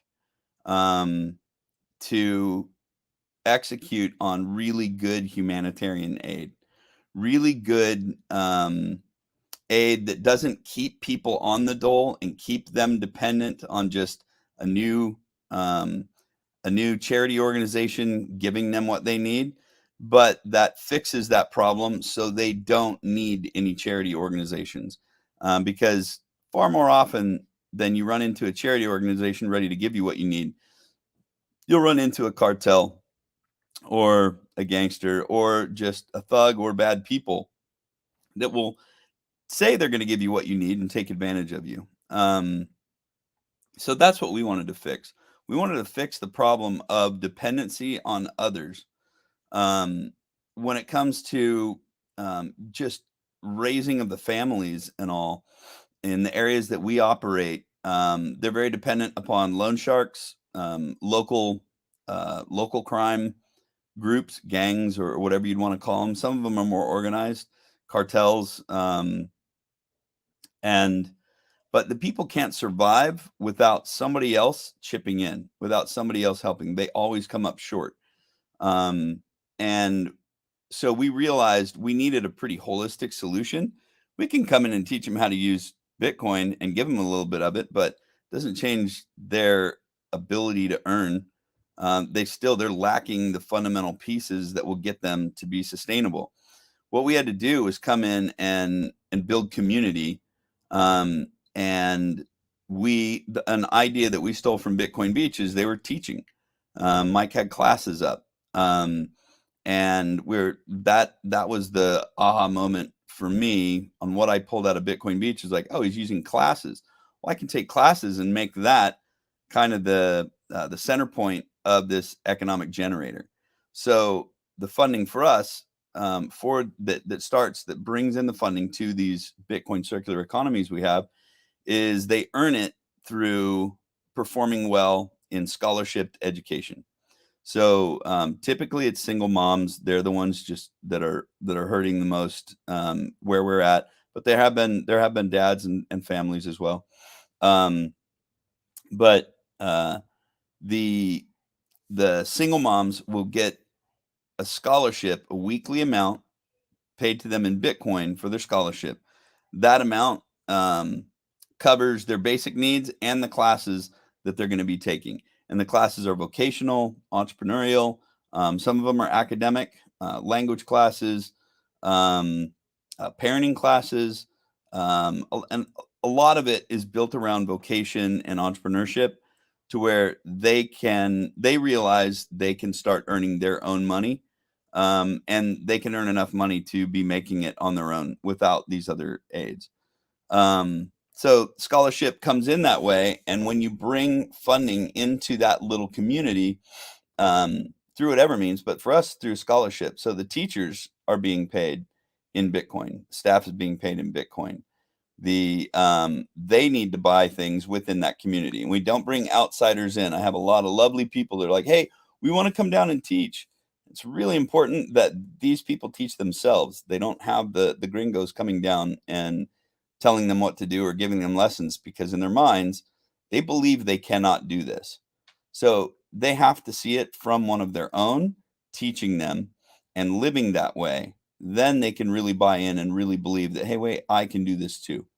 So the other staff, the teachers, plus the students and the students' children they have Bitcoin and need to spend Bitcoin. And that creates the economic pressure from below that makes it easier to orange pill the markets, the place where you buy your cell phone minutes, the water delivery, local handymen, carpenters, and brick masons, grocers, pharmacies, all kinds of stuff now. And so they're spending that money out. Well, when the people that work, when those brick masons, when those people that work at the market or own the market or the grocers, they now have Bitcoin. They need places to spend it. That further helps us orange pill more and just expand that economy. So we're creating the pressure from the bottom up. The haves are at the bottoms and the have-nots are at the supply level. So we're coming in with the people that have, and that changes the supply and demand dynamic and creates a desire for these places to accept Bitcoin and to learn more about it and to not be as afraid of it. I think another reason is we operate out of hubs. We call them comprehensive centers. And people in the community know what's going on, and they know a lot of the people there. So we build a lot of trust that way, just in the community and in the merchants. That's been really helpful. So as that grows and spreads out, you have trust built up. You have a bunch of people spending Bitcoin 5 to 10 times per week, spending their on necessities with that. and you end up generating that circular economy. Now, it's not self-perpetuating yet. We're still, that scholarship comes in as donations, so we're still living on donations. So Motiv still has a ways to go, and our business model is to be able to wean ourselves off of donations entirely and just operate on the work that we do.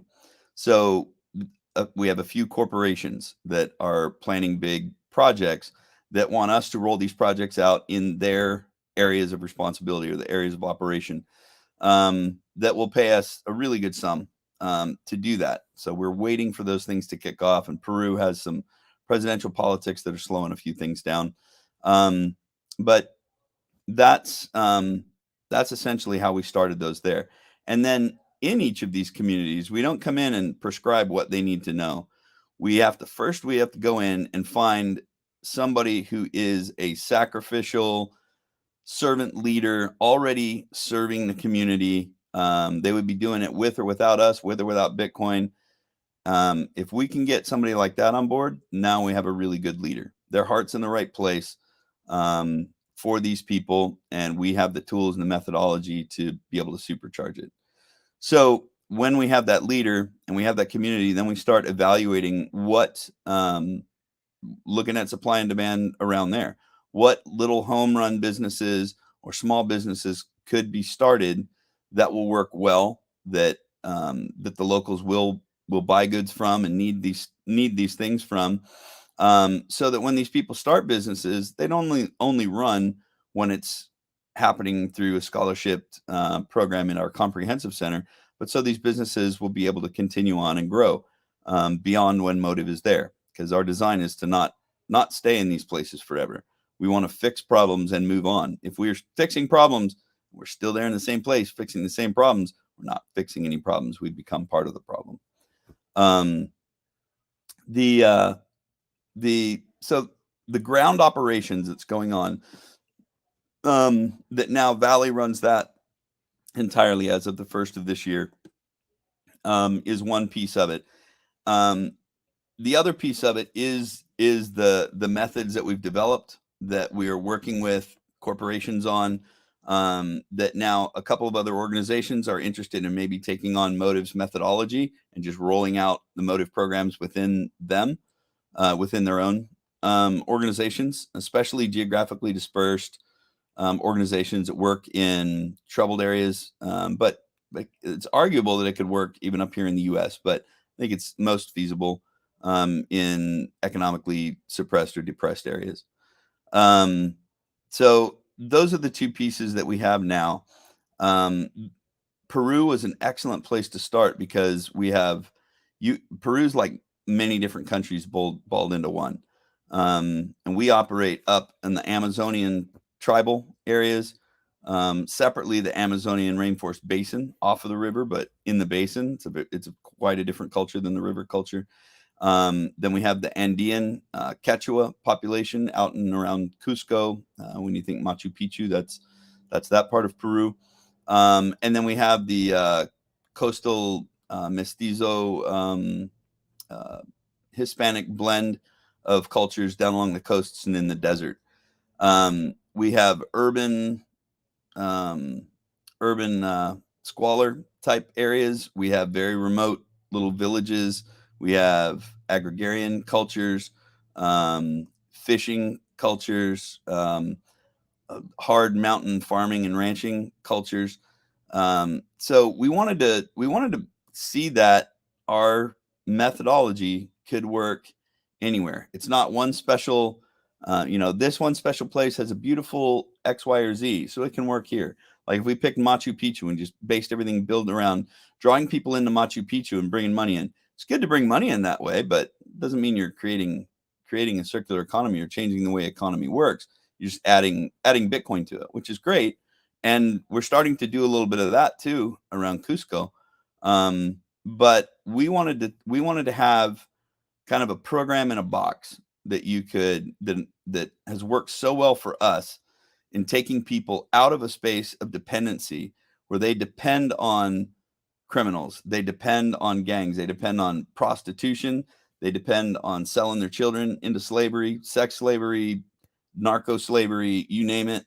We want to go in there, knock down dependency, teach, come alongside of them, pour ourselves into them with good leadership, with some better ways, not to sound highbrow, but some better ways to run a family and better ways to raise children.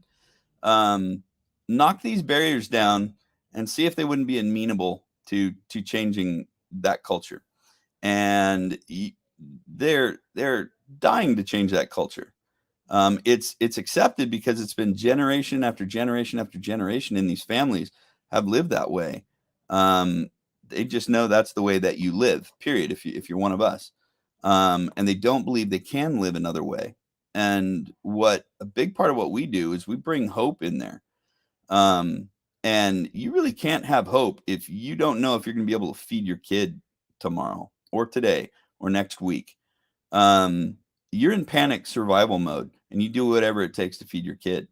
So when we bring this ability to earn money, the ability to bank themselves on a phone, all the basics they need of banking, we show them there's reason for hope, that they really can earn their own money, and we knock these barriers out of the way, and they're not making those terrible choices anymore. A lot of the women have told me about, and they're really bold when they lay it out, told me how they hated their children. They just wanted to punch them in the face. They can't stand the sight of them. Just horrible things you're hearing from a mom. And it's because the terrible situation they're stuck in. That's the way they learned from their parents. Now they're stuck in it. They were probably abused as children. Now their children are being abused. And then the moms say, and then we got into this program, and now I'm baking cakes and I'm earning money, and it changes their relationship with their kids. Like now I see, oh, my child's so beautiful. It's such a gift to have children. I can't believe that I used to think of it this way. It's just because they have been blocked out from really having the kind of freedom of choice that we've had to make our own decisions about the way we live our life, about our faith, about how we raise our children. They've not had the kind of choices that we've had. They've had a different set. They've been eating off a different menu, very different.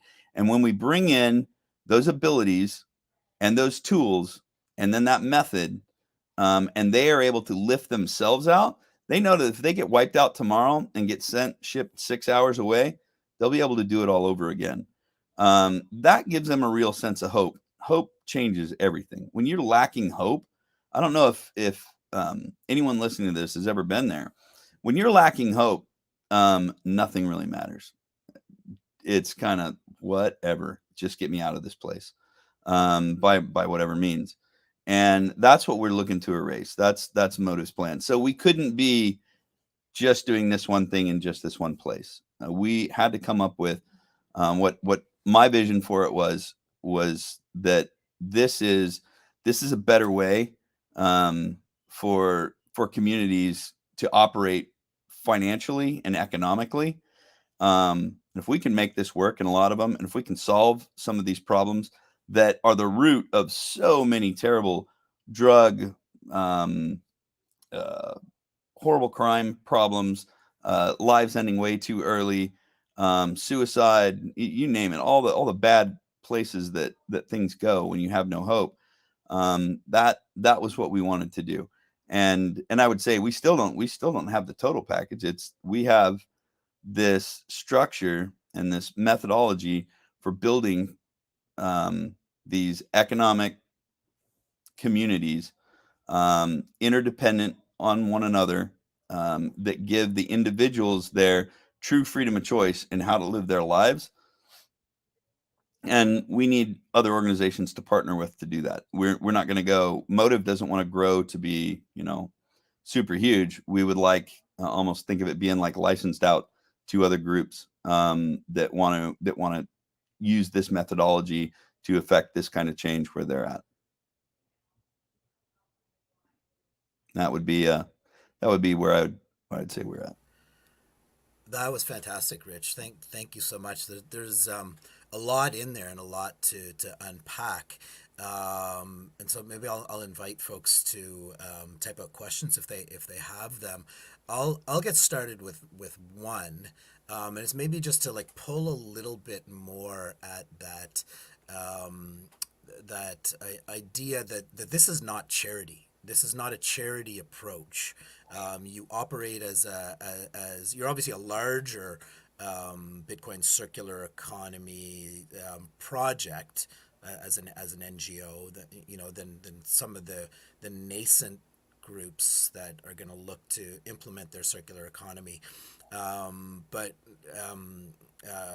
what I really took away from that is that fundamental approach that you're bringing tools and you're bringing resources and an opportunity to learn, but it's built with a vision that ultimately this will be sort of for us and by us, right? That you're there to share those tools, those lessons, but you're looking for local leadership and for this ultimately to be driven so that you can then step back. And I'm wondering if you could maybe dig into that a little bit further. Like, was that approach to sustainability and not taking a charity approach, but really to empowering?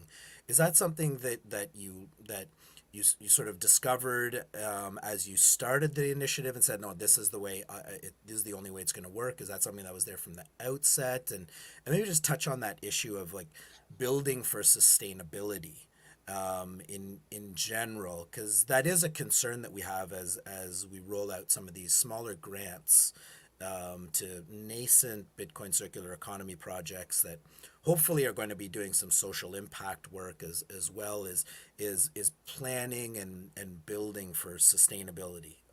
Obviously there's a degree of like leaning forward and you just go and some of it will be figured out as you get from 0 to 1, then figure out how you get from 1 to 2. But yeah, if you could touch on that sustainability and locally owned.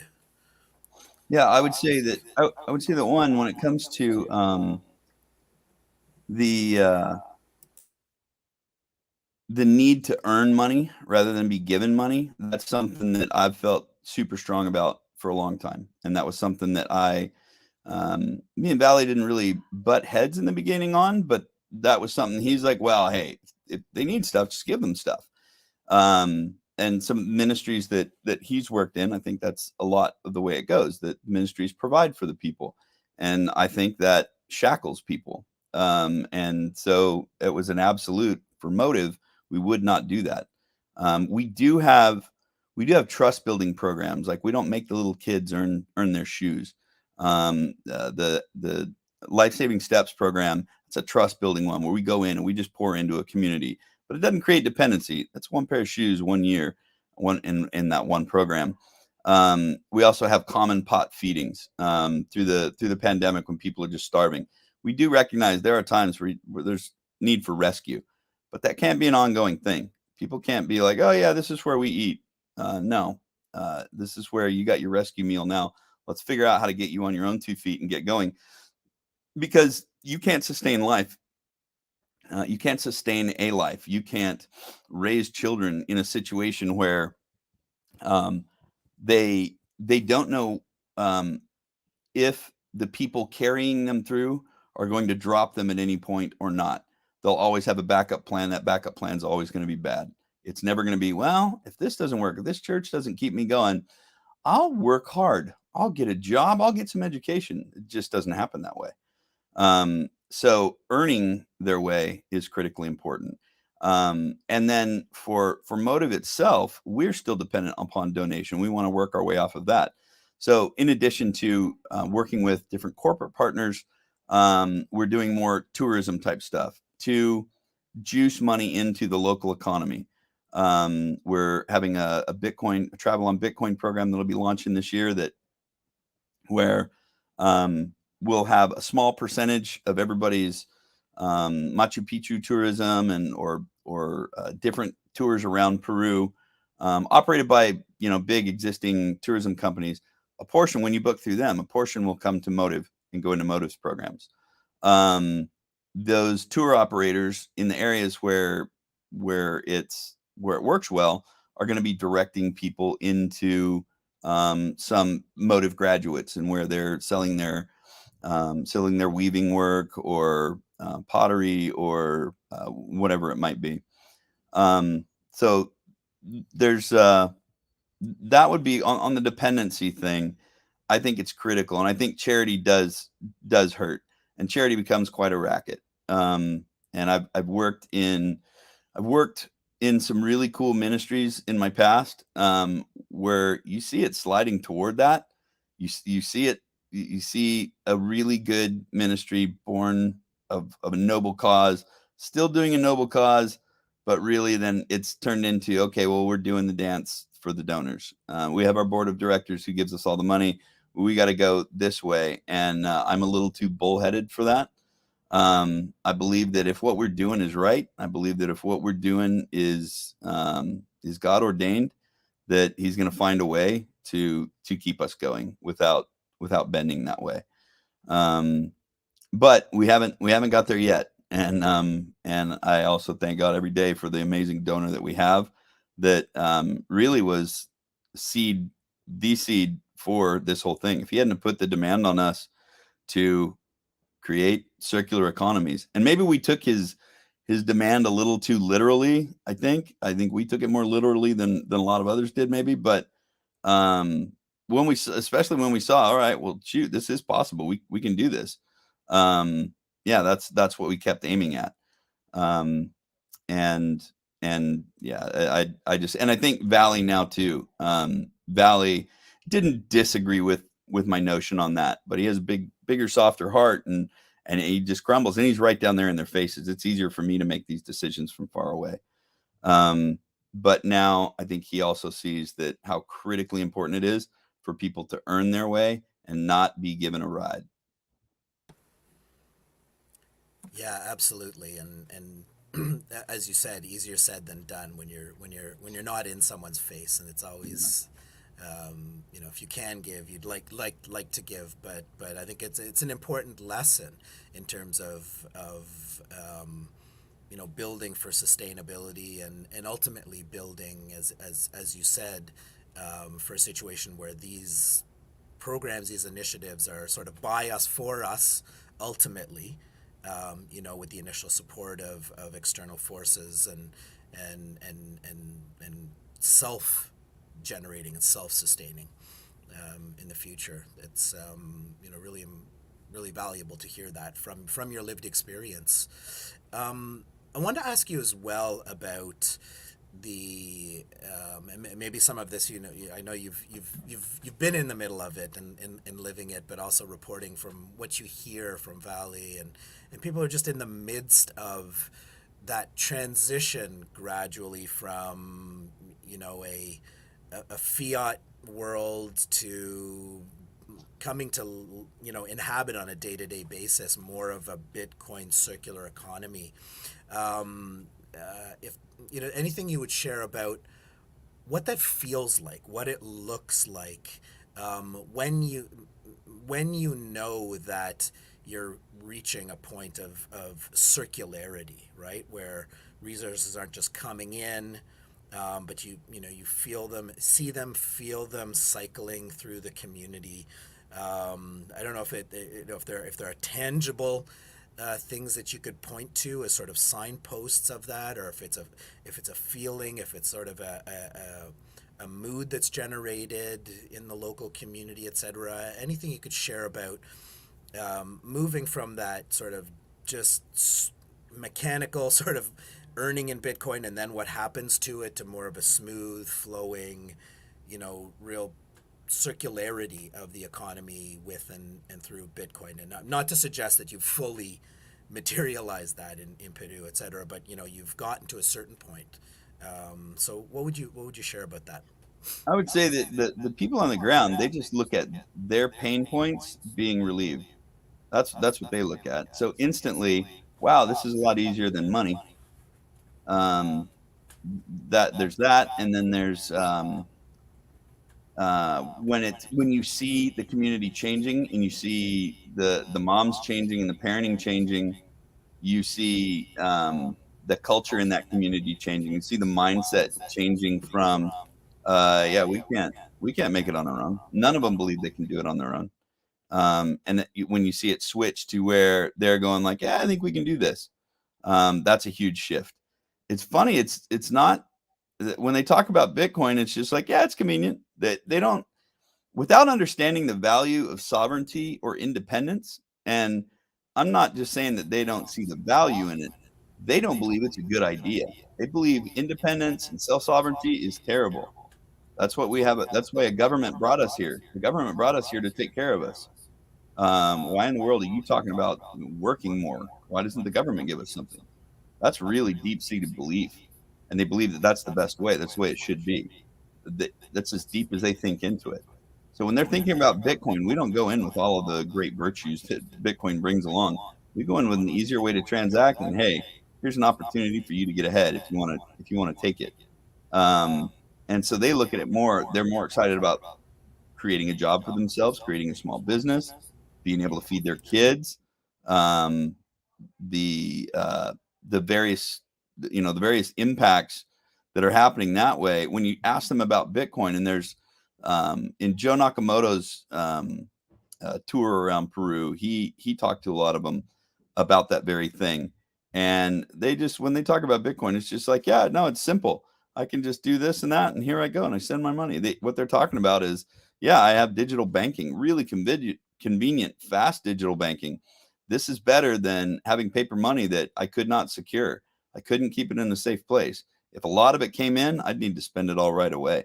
I'd need to go buy like bricks or something so that I could store my value in some way that wasn't just going to get stolen. So those are the two impacts that I think we've seen.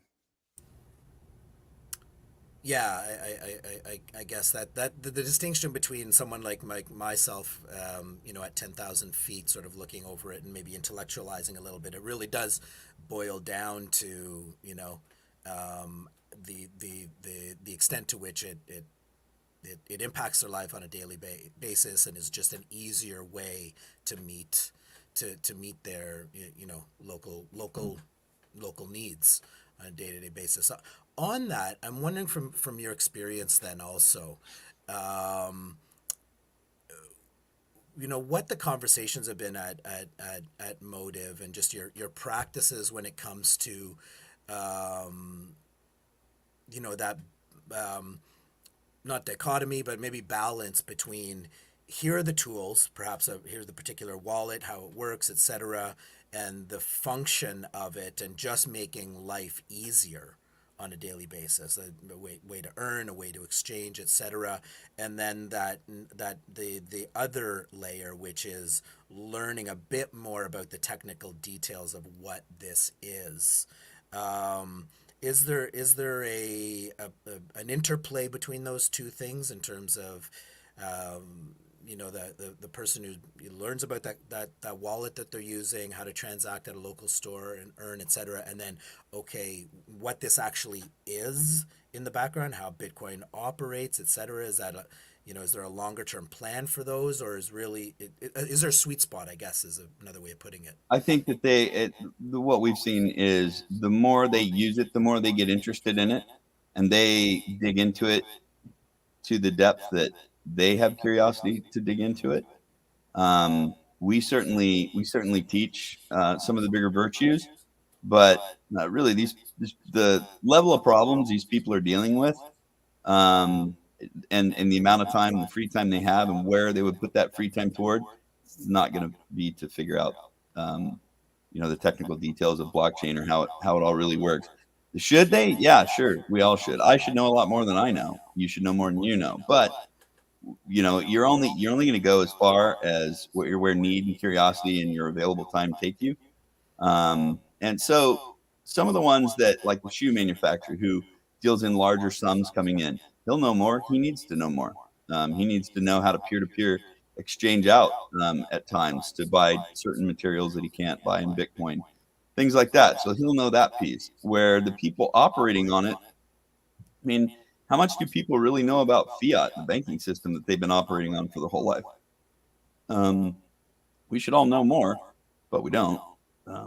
So Yeah, so I suppose there's a real lesson in there about like focus on what's most important, right? Which is helping, add value to people's lives on a daily basis, and to, limit the extent to which those of us who, have a bit more of that background information about what Bitcoin is, how it functions, how at a 5 or 10,000 foot level, why it's important, to not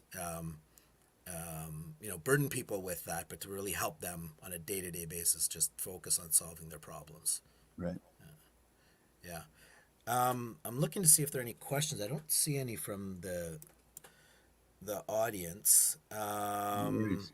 I've actually, yeah, I'm good when you are. If you have any more questions, that's great. If not, I appreciate being on the. Yeah, absolutely. I'll let you get back to the rest of your to the rest of your day, and I will, while you're here, just also draw people's attention to the wonderful documentary that was produced recently about MotivPeru by Julian Figueroa and Isabela Santos, and encourage people to go and check it out.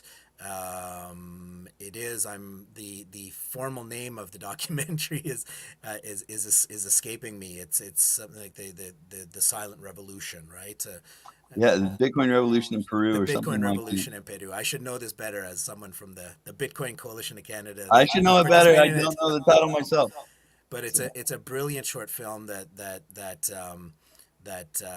helps tell the story of impact on the ground. So I'd recommend that, and I'm sure I've now heard you tell the story and answer some of these questions on multiple occasions. I think we've documented a lot of this. I think we're going to do a good job at kind of getting that information further out to there, so you don't have to tell the story as frequently. But grateful for you, carving out a bit of time to do it again and share some insights. I think there's some real fabulous kernels of wisdom in there from your experience about building for sustainability and meeting people where they're at, and focusing on needs first, and not getting too cerebral about it all, as Bitcoiners that want to change the world. Right. Will do it, but like feet on the ground and focus on priorities first. So thanks so much, Rich. Really appreciate you carving out your time, and we're looking forward to sharing this and continuing to do whatever we can at the Federation of Bitcoin Circular Economies to continue to help increase the visibility of the work that you're doing, so that you can continue to build. So thanks. Very cool. And Well, our thank you thanks for to all the you do. I appreciate that. Thank you, and our thanks to the entire team. It's an amazing team of folks on the ground too. So thank you all. Yeah, they're the ones that make it happen every day. Yeah. All right. Thanks so much, Rich. We'll All right, let you thank go you. and get on to the rest of your day. All right, cheers. All right. Take good care.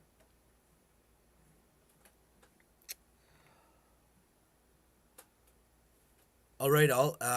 We're in holding pattern right now. We're expecting. We're a little bit ahead of schedule. We're expecting a few guests to show up very soon to talk about some success stories. In the meantime, I'm gonna have us on pause here again, and if you want to type out any questions, we can handle those right now. If not, then I'd ask you to just hold on for a few more minutes as we get our next speakers in here, and we'll continue. So back to you all in just a few minutes, hopefully.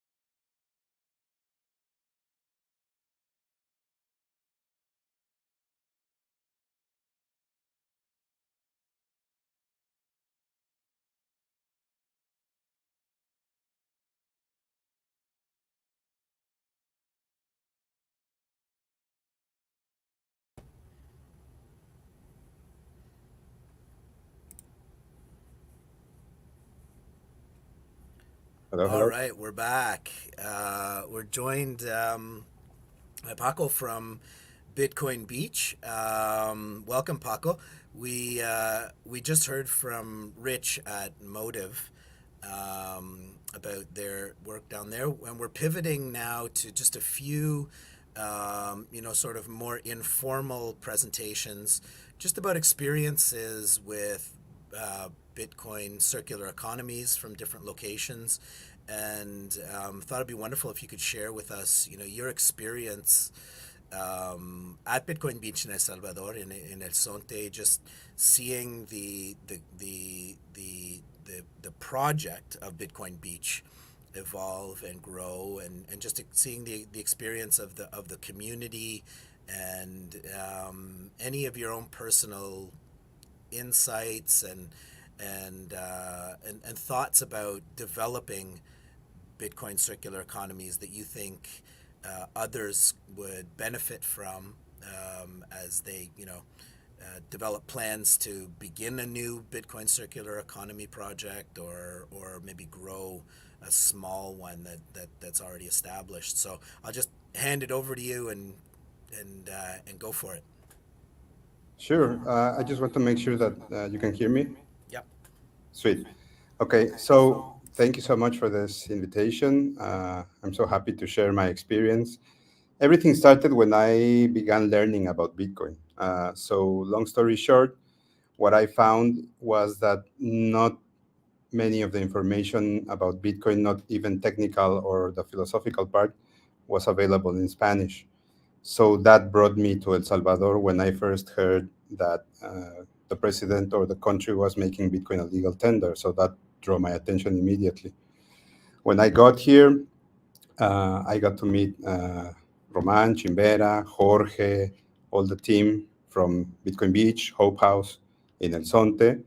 And what I found here was exactly what I was just in my mind thinking that Bitcoin was needed for, especially in so-called quote unquote third world countries, right? So that what I saw here was exactly what in my mind was the purpose or what Bitcoin was needed for. Freedom, time, owning your time, sovereignty, all that philosophical aspects that a lot of the communities in general in Latin America or in general in the global south, as some people like to call it. So what I saw here was the community oriented efforts that as I started learning, they have been going on for 10 plus years already. And then when Bitcoin came into the story, it just bootstrapped everything and worked as a tool to empower the community and the individuals to help them achieve what they are meant to be in different stages. For example, with the kids, the whole idea of being with the kids in the community center, talking with them about values, teaching them about sports. In this case, for example, in the coast area of El Sonte, surf is the ultimate sport. So when children are having fun, they are more open to learning and to receiving information. So that idea was draw me immediately here, understood how Bitcoin can be used as a tool, not only for not only because of the number go up, the meme that we all know, but also because it gives communities like in El Salvador in general, in El Sonte, in coastal areas that are otherwise forsaken by the banking system and by the political system, they can now get access to, on one hand, to an asset. It levels the playing field. So everyone can access this asset, but also they can have access to transactions, transacting digitally in their businesses, for example, and also as a tool to save. So we all have heard about this low time, high time preference, but here it makes complete sense because the concept of saving is not something that is really something that goes on here in general. But we're with Bitcoin, and especially now, like 2 years in that I've been living here, I have been meeting with a lot of the merchants and vendors and talking with them. They have changed their mindset around thinking about the future or thinking about progressing in their business thanks to Bitcoin, thanks to collecting payments, receiving payments with Bitcoin.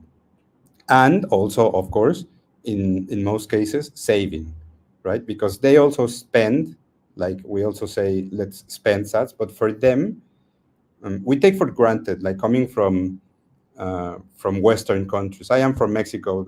It's a different situation, but it's also um, you. We come from a mentality or a mindset of hodl, never spend, save for forever. Here, the case is very different because when you spend sats with these merchants, it's really a blessing for them because now we are 4 years in since they started the project with Bitcoin. Some of them have really been uh, very deep. They have gone very deep into understanding not the technical part, but at least that for them, it can help them progress in life, it, not only personally, but also for their business. So the main part that drew me here, that I wanted to add value in these communities, because for me it was very important to share the Bitcoin information or to teach about Bitcoin or to help people understand Bitcoin in Spanish. So that gave me the opportunity to do it here.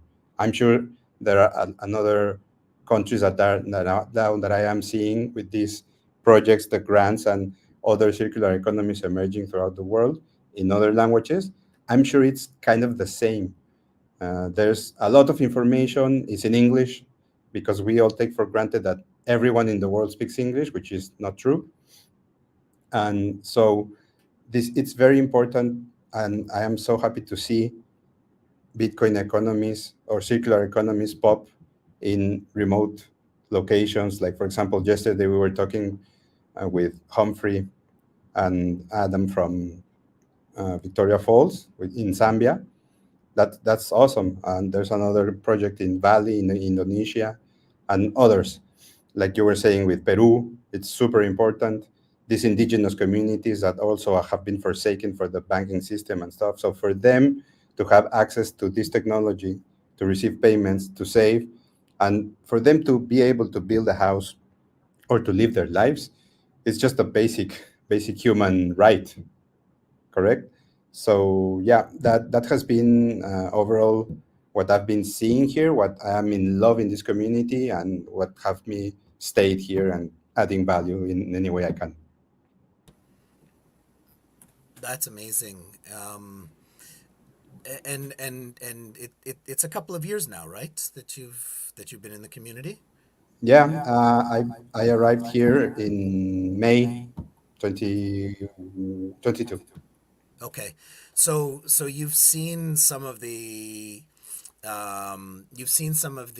evolution of how things have gone in the community through, from the, I guess, maybe the initial excitement of Bitcoin adoption in El Salvador and becoming legal tender, and what that meant for the country, and sort of the new sense of hope about a lot of the political reforms and opportunities that are available in El Salvador, but then also the going into the bear market, right, with the price and the price dropping, etc. I wonder if you could maybe share a little bit about some of your observations with respect to how Bitcoin is perceived in the community when you go through some of those changes and the drop in price, and any lessons that you've learned about how to help merchants, how to help people that are new to Bitcoin and using it for, maybe a little bit for savings, but also as money on a daily basis. How to support the community and work through with the community and prepare the community for some of those things that are going to happen with Bitcoin because it's still relatively earlier. Any observations or experiences, lessons that you might share with other circular economies about navigating all of that? Yeah, sure. So there are different tiers to this answer. When I got here, the community here had already been through a small drop in Bitcoin price. When the project started here, I believe Bitcoin was around $4,000, $5,000. So it went up to 69 something and then crashed back down.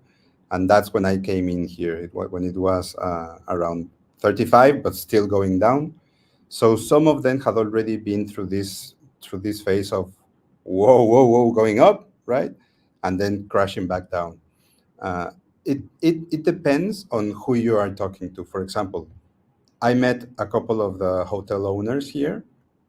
Particularly, one of them was like, "Okay, I understand. I like this thing, but what about this crash and what am I supposed to do and what's happening? Why is it crashing like this?" The normal questions, right? And then you start to talk to them, explaining the cycles and the scarcity, the supply and demand effects on the price, etc. Okay, they get it. And in the case of this hotel owner, I'm telling you, this is a family-owned hotel. So after a couple of months, 3 months, he started going deeper and deeper. And then he once told me, well, now I'm interested in learning about cold storage. And then after that, I'm interested in learning about multisig because my family, like the treasury of the company of the hotel, we want to use some of Bitcoin in our balance sheet. So even the family has been orange pilled in a way in that case. And this is a hotel that we are very friends of, and we make a lot of events, and people spend Bitcoin in the hotel. So he's so deep into understanding and liking it, even crashing back down, that he got to the point that when most of us, when we understand it, we're like, it's crashing. Yeah, I want more, right? So he's like, okay, now I get it. If it's crashing back down, then I want to even he now even offers discounts if people pay in Bitcoin because he wants to collect the Bitcoin, right? He understands, and now in hindsight it was obvious, but not really. It's coming back again, and he's super happy. His company is doing great. The hotel is doing great. The hotel is one of the, I would say, 3 or 4 best like high-end hotels in El Sonte. And there's another level, the level of the workers. There's a community of workers here that also have been paid in Bitcoin from the beginning. One of them particularly, I had some conversations in the beginning. For example, with this guy, I had a conversation once in late 21 or 22, sorry. He was telling me about his experience when it was coming up, and then he was able to buy a house and build and stuff. And when it was crashing, he was scared. Like, it's normal if it's your first like bear market or cycle, you don't understand it. But he's like, okay, but I see now how this can help me, not only because the number goes up, because I now can collect my paycheck in Bitcoin, spend what I have to spend, but I am also able to save money for the future because my wife is pregnant. And then their mindset shifts completely because they start to think about the future and about the possibility of doing something in the future, where before that was not even a choice, right? And in this same person, like just 1 month ago or 2 months ago, he was like, yeah, I'm super happy now that it's coming back up. Now I'm even understanding. I'm like, I kind of wanted to crash a little bit because I want to buy more. So the meme starts becoming a reality, right? I wanted to crash because I want to buy more, because I don't care really if it crashes $2,000 or $5,000, because I know that it's coming back up. And for them, that's entirely a different story, because It's not about, for them, it's not about getting rich or whatever. It's because they now are able to think or to be free and to provide for their family, which is something that it's should be normal around the world. And there's another level of conversation, for example, with some of the merchants. Some of the merchants, particularly, you probably have heard of them, Mama Rosa or Niña Maria, Tienda Maria. These are two women, like 50 plus years old, maybe 60 plus years old. They own a small shop where they sell pupusas or groceries, sodas, etc. For them, particularly, one of them is Jorge's mother. So in that case, Jorge has been super, super important in explaining her the benefits or how she can understand to saving money to buy to for her future. In the case, for example, of Tienda Maria, she has been even interviewed by French press. I mean, press from France. um, and I see her. I see it in her shop. She now has bought a pizza oven that is able to produce 12 pizzas at a time. She's renovating her shop. So this is something that it was not even thinkable for them 5 years ago. They were thinking about not being extorted or of their family members not being killed or kidnapped or whatever. So those are the things that I've seen here, and I think are what really Bitcoin is about.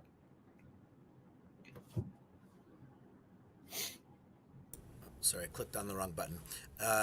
Thanks so much, Paco. Is there anything else that you'd want to share? We have someone else joining us, and I know you also have somewhere to be. You're moving on to another activity sometime soon. But anything else that you want to share for people just getting involved with the local circular economy and trying to figure out the balancing act between providing education sessions, meetups, trying to talk to local merchants, etc. about how this all moves forward. Any words of advice, wisdom? Sure. Yeah, and also complementing the other question, one thing that I've noticed here is that, and it helps for another communities or circular economies, not everyone is going to like it or not everyone is going to embrace it as you would think, and that's okay, right? Naturally, when time passes and the community starts to build and to grow, it naturally will attract tourism or will attract more benefits to the ones that are actually embracing it, and they will see that. That has been happening also here. I've noticed that not all of the merchants or not all of the inhabitants of El Zonte are keen or like Bitcoin, and that's okay. But in the last 3 or 4 months, 2 or 3 merchants have come to us and said like, hey, I know I've been a hater before, but can you help me now? I want to like my business to really start accepting Bitcoin payments. Can you help me with everything and the setup and stuff? Like, sure, of course. Right. So just be patient, understand the community, understand the needs of the community, and that way you will be better received and not trying to force something into something that it's not supposed to be forced upon. Excellent. Thank you so much, Paco. Really appreciate you making the time to jump in and share your experiences. And anyone who hasn't yet done so, please check out the Bitcoin Beach circular economies sessions that are hosted on X or Twitter, whatever you're calling it, and then also posted to the Bitcoin Beach YouTube channel. Paco helps to run those, and those, as I've said, are amazing resources for information about different circular economies that are developing around the world. Typically, they're taking place every Tuesday, usually at 7 p.m. El Salvador time, which I think is 6 hours 6 hours behind UTC. But I know they'll change a little bit depending on the guests, right? But please go check those out, and follow Paco as well if you're not on social media. Thanks so much, brother. Great to see you. My pleasure. Anytime. Okay, see you again Cheers. soon. Ciao. Bye bye.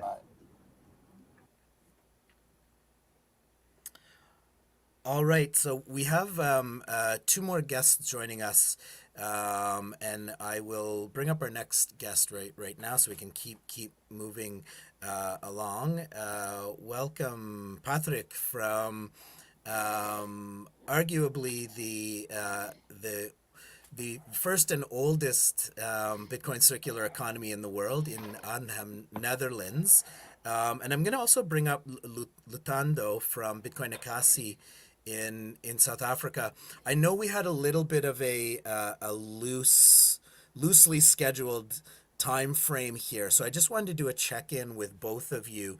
Do either of you have a time pressure? If would one of you prefer to go first? I know, Patrick, you've just been doing a lot with the Adopting Bitcoin conference in Arnhem. Are you both okay for a little bit of time, for half an hour, for 40 minutes? It's okay with me, or? All right. So Lutando, if it's okay, I'll bring you back down, and we'll have Patrick talk to us a little bit about Arnhem, and then we'll reconnect with you shortly after that. Is that okay? Good. Okay. No, you're on mute.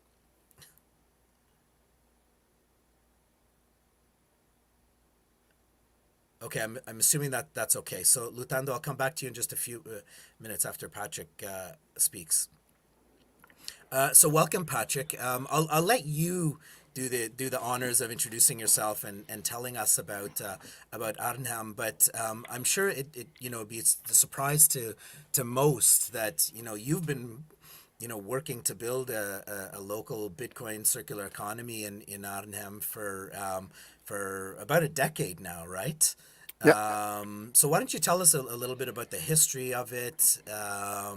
Your experience of doing this before it became cool, Okay. and maybe a little bit about the the experience of the conference that you just held, and what that maybe means for like people getting a glimpse into Arnhem, and if there's if you think that's going to help to spark a bit of a movement, bit more of of course. a Bitcoin circular economy movement in Europe. So hand it Yeah, over to you. sure. Well, first of all, Scott, good to see you again. I think the last time we saw each other was in El Salvador. I, of course, first at the Mi Primer Bitcoin conference, and then later, the last time I saw you, I guess you were with a beautiful African woman on the beach in El Zante. So you did My something friend right. Noeline from Kenya, just to clarify things. Yeah. But yeah, good to see you again, pal. Yeah, so to be honest, you asked me to do this, and I had a very busy time with the organizing the conference, and I see you're on a live stream now for 4 hours. Is this correct? Yeah, this is it's a series of presentations over the course Oh, of the day. wow. This is the third of three. This is the longest of the 3 days. Oh, So wow. we had a little bit of a pause in between. We're just letting it run, and then people can come back and watch it as well. So those people listening are already 4 hours. People have been in and out, and people will come back Okay. and watch the recordings as Okay. well. Yeah. Let's make it as interesting as possible for them. Right. Okay, here I go. I'm Patrick van der Meijden, and indeed, 10 years and 1 day ago, we opened up Arnhem Bitcoin City, which is actually my hometown in Arnhem. And I think in 2013 the idea was started from, hey, maybe we should do something with setting up a local Bitcoin economy. And I'd like to clarify, because a lot of people introduced me with running the first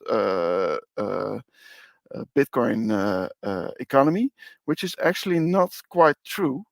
And I even had planning the guest who actually did run the first local Bitcoin community in the world, which is Jörg Platzer from Berlin in Germany. He had a bar called Room 77, which was like the first bar to ever accept Bitcoin in the world in 2011. And he also convinced some other merchants in the same area in Berlin, in Kreuzberg, to also accept Bitcoin. So that was actually the first local Bitcoin economy, and I read about that in a Dutch newspaper, and that was actually what sparked my idea to set up something like that in Arnhem as well. But that circular economy in Berlin, completely vanished and disappeared, like a lot of other circular economies have started and vanished in the past. For instance, just 2 months before Arnhem Bitcoin City was launched, in the Netherlands, there was another local Bitcoin economy called the Bitcoin Boulevard in The Hague, and there they set up actually also a very nice boulevard, a street with a canal in between, and both of the sides were merchants accepting Bitcoin, and they had like 8 merchants or something like that. And then 2 months later, we started with Arnhem Bitcoin City. And I have to check if Scott's. Are you with me, or because I can't see you? Yeah, I am. I just faded into the background. Yeah. Yeah. Okay. Sure. No, I was just And we can checking if hear I you. wasn't talking to myself. Yeah. Okay. No, no, no. I'll pop in again if there's any issue. I'll pop in. Yeah. Okay. No worries. So then in 2014, we actually launched Arnhem Bitcoin City with 15 merchants accepting Bitcoin. And these were all like cafe and bars and restaurants. So we had like a huge pub crawl with about 60 people, or 60, 70 people maybe, from all over the Netherlands who came to Arnhem for that evening, and who just went along and had a pub crawl with us. And we actually had some sort of a competition that the one who visited the most of the different merchants accepting Bitcoin back then won some sponsored prize money from a website in the Netherlands that was also accepting Bitcoin back then. And this gained some publicity. This opening of Arnhem Bitcoin City, we had a local television crew joining us, and some newspapers were writing about this. And then more merchants in Arnhem wanted to join this. So, for instance, a dentist was one of the first to also accept Bitcoin, and she's still accepting Bitcoin actually after 10 years. And a florist came, and a bicycle shop, and lots of places. And then in 2000, and I think in October or November of 2014, the Spar supermarket also was the first actually major brand supermarket to start accepting Bitcoins in Arnhem. And it's just a small grocery store, but it is next to the central station in Arnhem. And it's even for today, it still accepts Bitcoin. And at the peak of Arnhem Bitcoin City, we had like 120 merchants accepting Bitcoin. And also the Burger King was like the very first Burger King worldwide to accept Bitcoin. But it was just a local franchise owner who thought it was a good idea to join the project. That's what we did. And in the beginning, every merchant instantly converted the bitcoins into euros through the software we wrote ourselves. We wrote Bitkassa and set up a company with that name, and that makes it very easy for merchants to accept Bitcoin, because back in those days, the merchants didn't really notice the difference if people would be paying with their debit card, which is very popular in the Netherlands, or with Bitcoins. At the end of the day, they would just have the amount of euros on their banking account without any risk or whatsoever. So that's how the 50 merchants in the beginning started accepting Bitcoin. And then after some time, the first merchants asked us if they could keep the bitcoins for themselves. So we adjusted the software that we would forward those bitcoins to their wallet, and so at for instance 2020. Like 25% of the merchants were keeping the bitcoins themselves and were actually stacking the sets they received from their customers. Then there was a time when some new legislation kicked in the Netherlands, and Bitkassa, my company, was no longer allowed to do the conversion between Bitcoin and euros. So from that time on, every merchant in Arnhem that was still accepting Bitcoin just received the bitcoins into their own wallet, and it could be a ledger or a Trezor or some other hardware wallet, or an account on an exchange or whatever wallet they choose to receive the funds on. And that's actually still the case for today. But this regulation cost us quite some merchants. So at today, I think just 65 merchants are still accepting Bitcoin in Arnhem. And yeah, what people don't really often realize is that although we only now have 65 merchants in Arnhem accepting Bitcoin, I think I onboarded over 300 merchants in Arnhem to accept Bitcoin.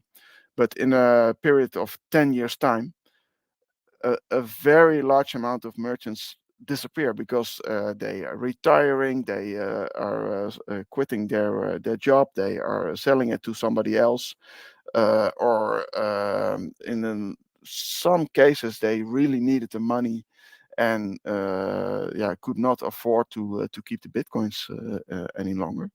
But it's just a lot of effort that you have to put into to make this happen in Arnhem. It's incredible, and I think for most people watching this, almost sort of unimaginable to think 10 years ahead, and that you've been doing this for that long.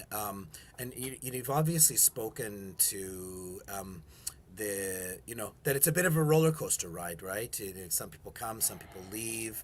You are dealing with changing regulations. You're dealing with new entrants who are learning about Bitcoin, and so you have people at different levels of experience. Some who've been who understand the volatility of Bitcoin and are accustomed to that. Others who are just learning about it, etc. So, what would you say to people who are maybe have a new Bitcoin circular economy project, or who are just getting started about and we've talked about in some of the previous presentations about planning for sustainability, but maybe plan from your perspective too, planning for sustainability, but planning for the marathon. What has sustained you in terms of keeping efforts going, and working with all these people at different levels over time, etc. What words of advice would you share to people about how to prepare for that and plan for it? Yeah, well, this is something that I could easily do in my hometown. I'm just living here, and whenever I went to the city center and I visited some merchants, I would always ask if I could pay with Bitcoin, even though I knew they didn't accept Bitcoin yet. But just to start the conversation, or to plant a seed in their head that there was actually some people asking for it. And a lot of people ask me, "Hey, it's so cool how you set up Arnhem Bitcoin City. Maybe you can do this also in Amsterdam or in another Dutch city." But I always have to explain that that's not how it works. I can do this in Arnhem because I live here. I visit the city center quite often, and just whenever I just was there anyway, I would just do a round for the merchants that accept Bitcoin, ask how it goes, if there's any problems, or just chat a bit, make sure they get some trust in your project. And but that's not something that I can do in any other town, because I don't go to all these other cities that often. So you really need locals in your city to set up something like that. You cannot do this in a city that's an hour away from where you live. That's like one of the key points. And if you want to set it up, what we did was just telling the merchants, okay, we're going to do some cool stuff here in Arnhem. We're going to put Arnhem on the map as a very innovative city where lots of people can pay with Bitcoin. It's a project called the Arnhem Bitcoin City, and we are probably going to show up at your venue with maybe 30 or 25 people, just to have some beers or some drinks or some food. But those people want to spend Bitcoin. And back in the day, we could easily tell them, okay, but if you're still a bit reluctant to accepting Bitcoin, then we have a solution where you can just receive euros into your banking account. And that was that really helped us to gain some trust from those merchants, that Bitcoin was actually something that you could just receive without any trouble, without any volatility, and just very to lower the burden for them to accept Bitcoin. Nowadays, that's not a possibility with our own software solution anymore. Maybe other payments processor can still do the thing that we did in 2014, but I think it's of course cooler if the merchant would now instantly accept the Bitcoin for themselves. And that's actually how it goes now with the merchants that I onboard in Arnhem. We have like a regular meetup, I'd say 10 times a year, so nearly monthly. And whenever there's a restaurant or a bar that is willing to accept Bitcoin, I can say to them, well, if you're into it, we can just do the next meetup at your venue, and then you'll have some extra revenue from it, and you can just see that the people who will show up are not some sort of dark market drug sellers, but just ordinary people like you and me. Having found out that Bitcoin is the money of the future, and they can show it to you how easy it works actually. So that's a bit of the advice I would give to your listeners. Fantastic, and I know you've just come from hosting the conference, Yeah. the Adopting Bitcoin conference series, which was had the first one in Europe, in Arnhem. I'm wondering, what you saw and what you heard from people attending, what your sense is, and I'm not suggesting that everyone attending there was, from Europe or from sort of, the global North America, et cetera. But most of the sessions that we've had so far have focused on development of Bitcoin circular economies in Latin America, Africa, Southeast Asia, for instance, where the economic context is different.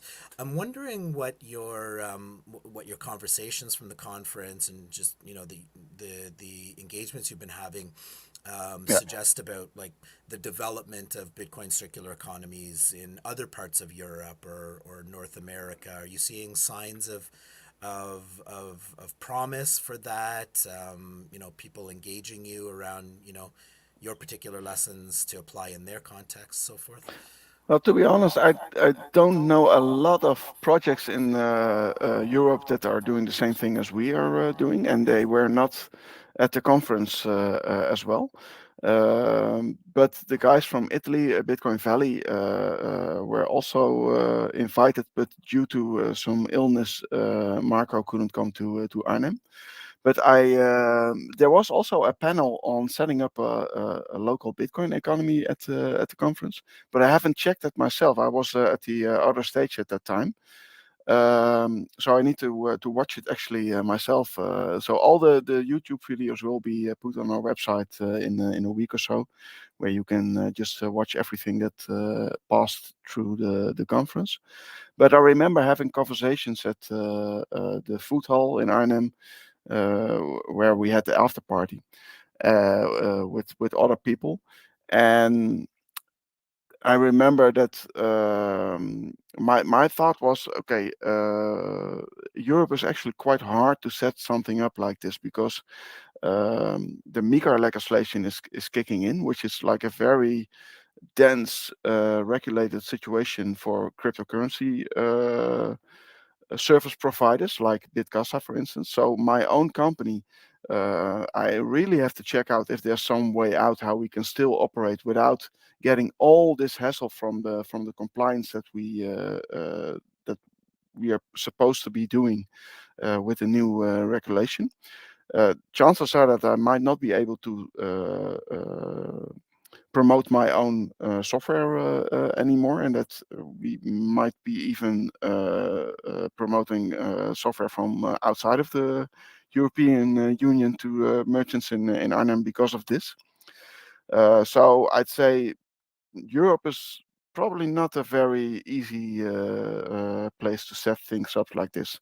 For on the other hand, in El Salvador, where of course the situation is completely different, where people don't actually are being hit by the volatility of Bitcoin much harder than in Europe, where most of the people have some spare savings, which they can use for Bitcoin.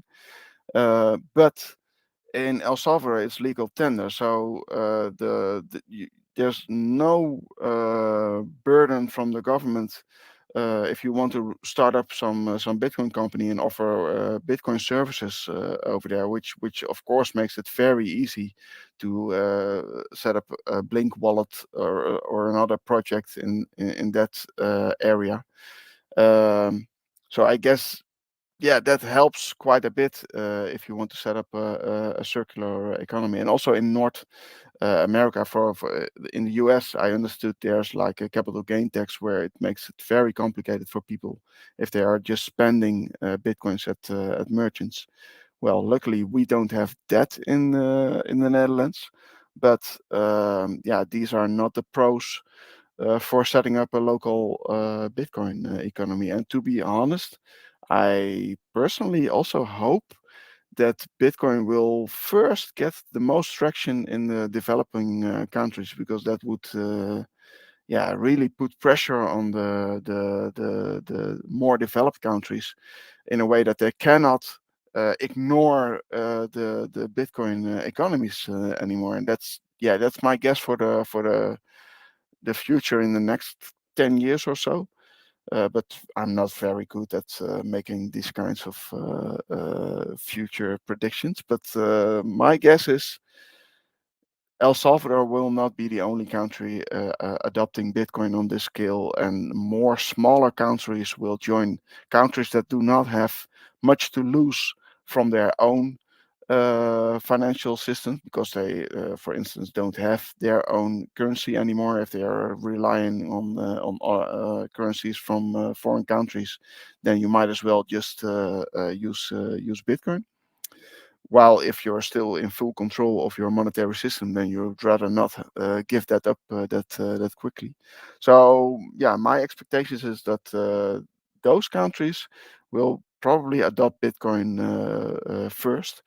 And yeah, if a lot of those smaller countries, which do not have a very large economic significance at the moment, but if they gather together, then suddenly they are forming a pact where even the more developed countries cannot ignore them anymore. And that's yeah, a bit of my hope, and I hope a lot of people yeah, will set up local economies in Bitcoin, because I do think that yeah, that gives a lot of trust to this Bitcoin currency, because most people who are not familiar with it are very skeptical of it, and they should be.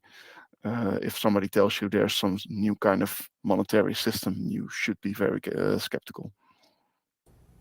Yeah, that's a hope I share as well, in terms of, the global south outpacing us in terms of adoption of Yeah, Bitcoin circular economy, in terms of leveling playing fields, and watching the beautiful, characteristics of Bitcoin play out at a global scale, right? Where Yeah. it moves where the need is greatest, and it adapts to pressure placed on it by simply shifting jurisdiction and finding Yeah. new routes and whatnot. And I hope you're right with that prediction that Yeah. we get to watch a new era of sovereignty, self-direction, and development for so many countries in the global south. Yeah, and but not only from a monetary perspective. I'd also say that in countries like El Salvador, where most of the people don't have a banking account, they also have some practical gains by just using Bitcoin for paying their electricity bill, for instance, which the normal way was that you walk through your village and go to one of the shops where you could pay your electricity bill, and then some notes were being made that you have paid for the next month in cash. This is all in cash going on. So yeah, if you can do that now with Bitcoin, yeah, that is makes it much easier. And of course, with remittance, that's a complete different situation. If people no longer need to go on a bus to the bigger city for visiting a MoneyGram or what are these money transmitters called, and then going back with a fat wallet with cash in the bus to your local village where you live. So that's, yeah, if that can all be done through the internet through with Bitcoin, then yeah, that's a major leap for these countries. And yeah, that's what we have here in the Netherlands. The payment system is probably, yeah, world class. It's very cheap, very easy to use. So it's very hard for us to compete with that payment system. But I have to say that now we had the conference over here, and I noticed that I haven't got the stats at the moment. Maybe I should just check out the website, adoptingbitcoinarnhem.com. And I scroll down, and there's like statistics about payments. Then I see that over 1,600 payments have been done in 3 days in Arnhem with Bitcoin at 51 different merchants, and the total revenue is like 0.36 Bitcoin, or like about $25,000 if you That's fantastic. say it in dollars. And it's so cool to have this momentum where you see all these people visiting the merchants in Arnhem, and you get some Buzz. rewards for Yeah. your work, and you actually see this happening. So we have like the website of Arnhem Bitcoin City, where most people use actually BTC map to see where the merchants are, where you can pay with Bitcoin. But we also have our own website, Arnhem Bitcoin City, and from the very start we always posted a monthly graph of how many payments were done. And if you look at those graphs right now, you see like the green god candle for this month. So to be honest, I'm a bit worried about the next month, because yeah, that's the downside of having so much success in this in this You month. need to But make a visit to all the stores just to let them know to lower their expectations for next yeah, month. yeah, absolutely, yep. But it shows them what's possible. Yeah, Yeah, absolutely, yeah. that's amazing. Amazing. Amazing. Well, Patrick, thank you so much. I really appreciate you taking the time to tell us a bit about your Yeah, no worries. experiences in Arnhem, and this grant round, thanks to Bitcoin Beach, is hopefully a model and a template for more to come in the future. So the conversations that we've got through these workshops are really going to have a lot of value going forward, and I know they're going to get a lot of use as the momentum around Bitcoin circular economies grows over the next coming months and years. So we'll have to figure out having you back for a follow up. Yeah, sure. To keep the conversation going and do a check in maybe in a year once we are to our Yeah. next step in the global circular economies movement. Yeah, I wish you very much luck with this, and I hope the geisha funds will be spent very well, and there will be some effect on this. And just my last shout out to all your listeners. Please visit Arnhem someday in the Netherlands. It's a 1 hour visit from Amsterdam, where you'll land if you go by plane.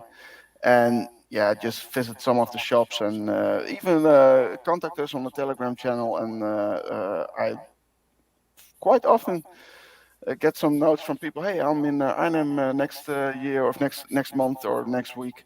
Want to do a beer or have a lunch, and then yeah, we'll just. It's always nice to meet people who are visiting Arnhem. So yeah, that's that. Absolutely, and I'm looking forward to hopefully seeing you again sometime this year, Patrick. We'll see. We'll do, Scott. Very yeah. Good luck with this. Thanks so much. Take good care, and hope you enjoy some rest after that conference. Yeah. Okay. Okay, Will do. bye. Bye. All right, we're gonna keep going, and we have Lutando back from Bitcoin Ekasi, close to Mossel Bay in South Africa, and I know it's getting later in the evening there, Lutando. So thank you for holding on. Really appreciate you joining us. So we heard a little bit earlier today from Hermann, who gave us an overview of how Bitcoin Ekasi got started, the connection to the Surfer Kids program, and some of his insights about how Bitcoin Ekasi has grown and evolved. And as he mentioned, like, you have been a central force in helping grow the circular economy in the Ekasi, and so I'd just like to invite you to share with us your experience about what that's been like, some of the lessons that you think you've learned about how to get people in the community to pay attention to Bitcoin, getting merchants to start accepting payments, and any advice you would have for people who are taking on those same efforts in other places now. What is the how do you make the magic happen?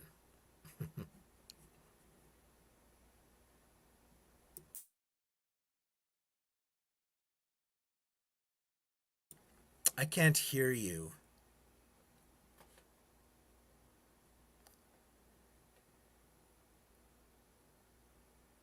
No. Let's see if your mic is working.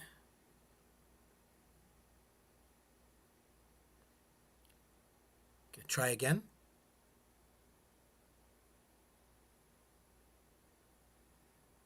Oh goodness, no, we're not getting any sound from you.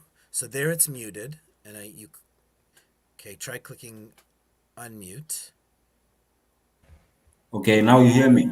There we go. Perfect. Okay. My name is Lutando, originally from the eastern part of South Africa.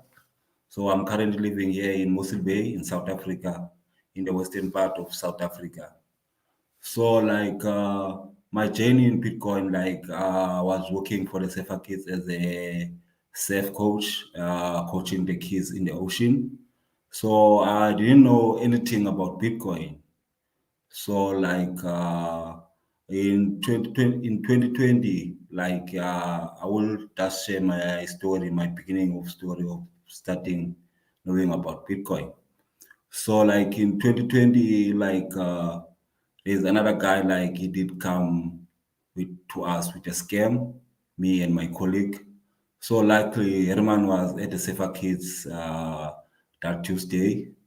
So like we didn't know, even like Herman didn't know about Bitcoin. So like the guy just introduced to us with something like scam, like he was telling us to put some money and then we'll make more money. So Herman like was listening all the conversation we had with the guy. So after the guy left, like Herman is saying, no, that's a scam. So I will give you guys something that you can learn about like Bitcoin.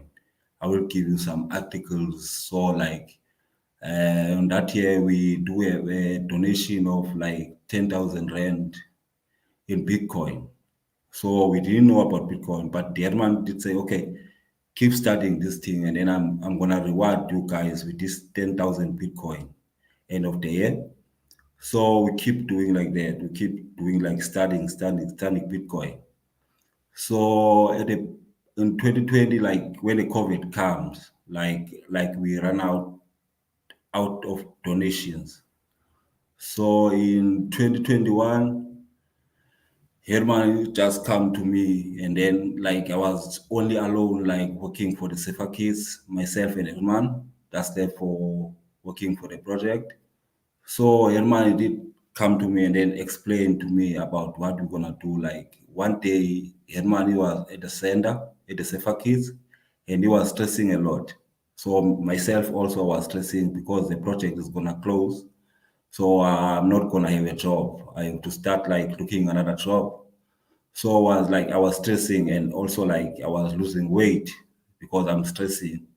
Because this thing walking in the ocean, like I like to walk in the ocean. I was doing life saving of like 10 years as a squad leader. So I walking in the ocean was my dream. Like I can get like a permanent job like that. It can make me like in front always. I'm in front of the ocean.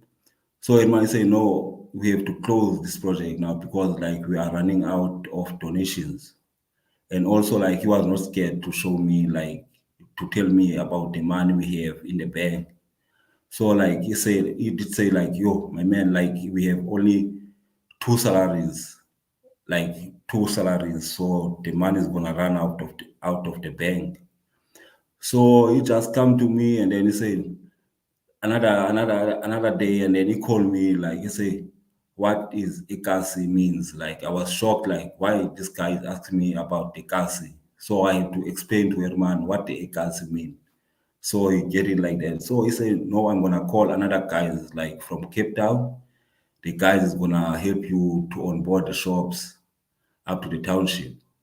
So I was like, this is not like it's not something like I was not sure this thing is gonna happen because many people like in a township they know Bitcoin is a scam.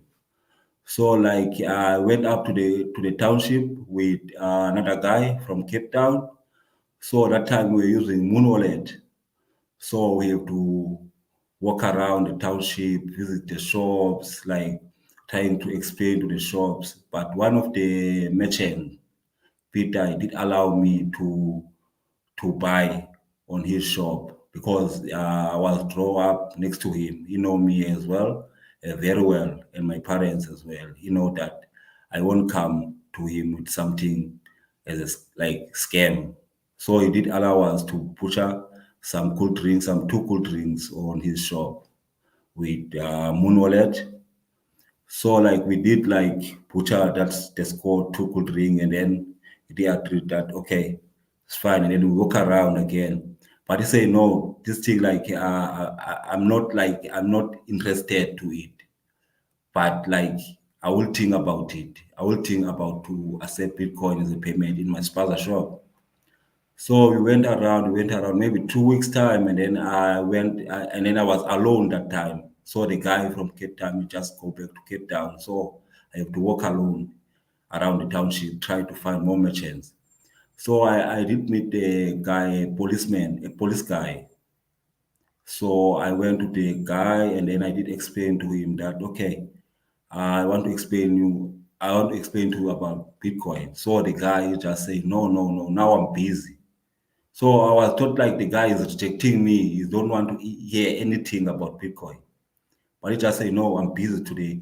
I'm gonna be busy this week, and then next week I'm gonna be free. So he have to come back again. So I went to the guy again, and then next week. So the guy like he say, no, look, we're gonna meet at the Safer Kids Center because like I don't know anything about Bitcoin that time. I can't explain to the guy about Bitcoin, but I don't know anything. So Herman said, okay, I'm gonna meet the guy at the Safer Kids Center. he would take the guy at the Safer Kids Center.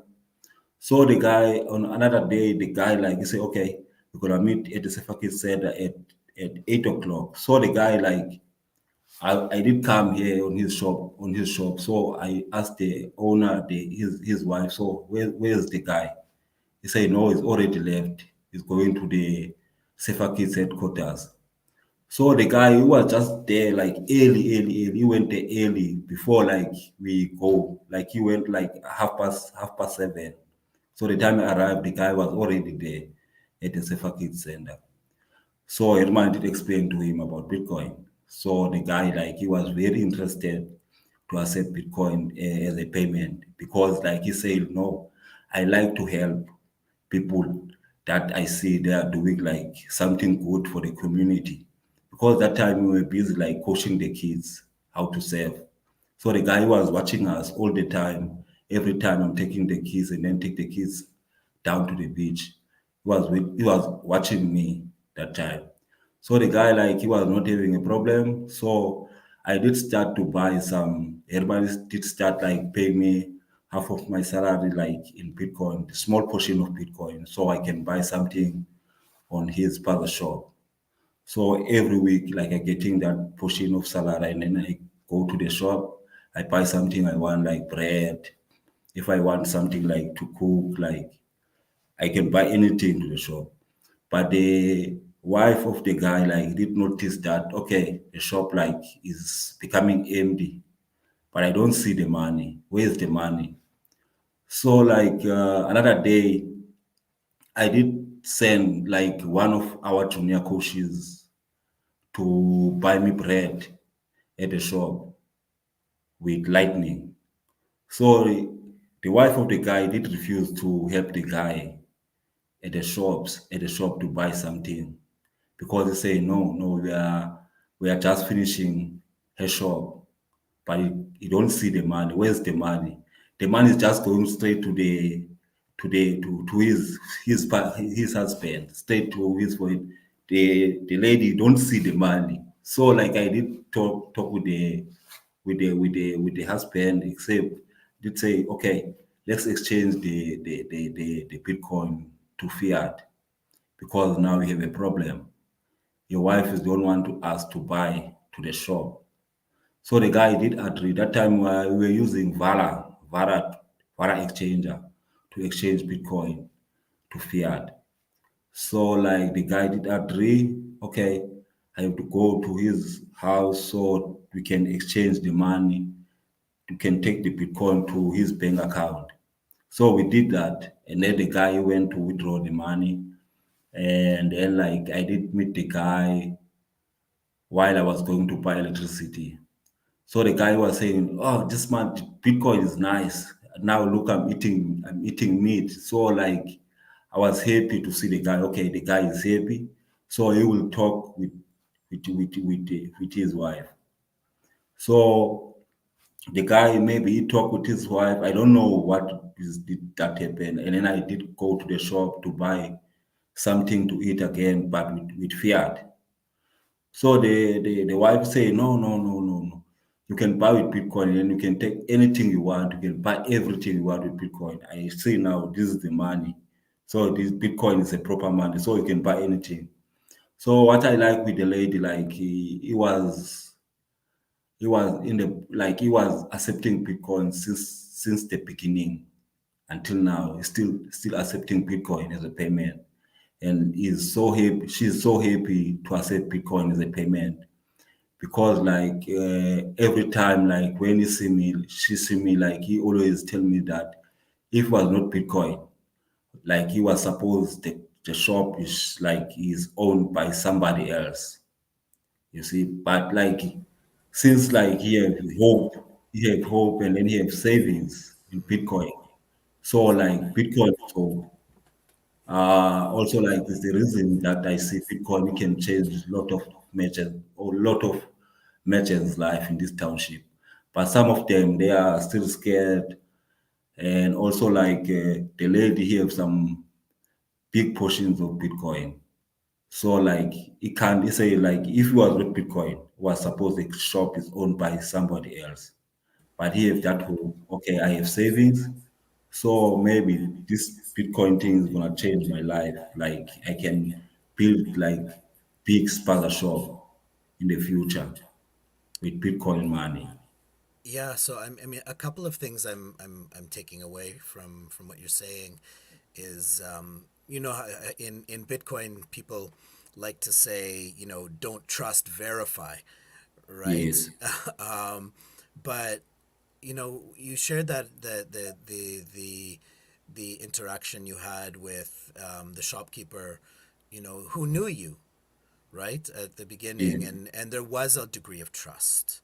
yes, So the importance of remembering that the building the having relationships of trust and building trust is still yes, important. yes, yes, Especially when people have had bad experience being scammed with another crypto, or maybe even with Bitcoin, people taking advantage of them, and how important yes, yes. building the trust is. It's very important. Mm. Yeah. So that's one thing I'm hearing from you. The other is the need for patience, right? and Yeah, and yeah.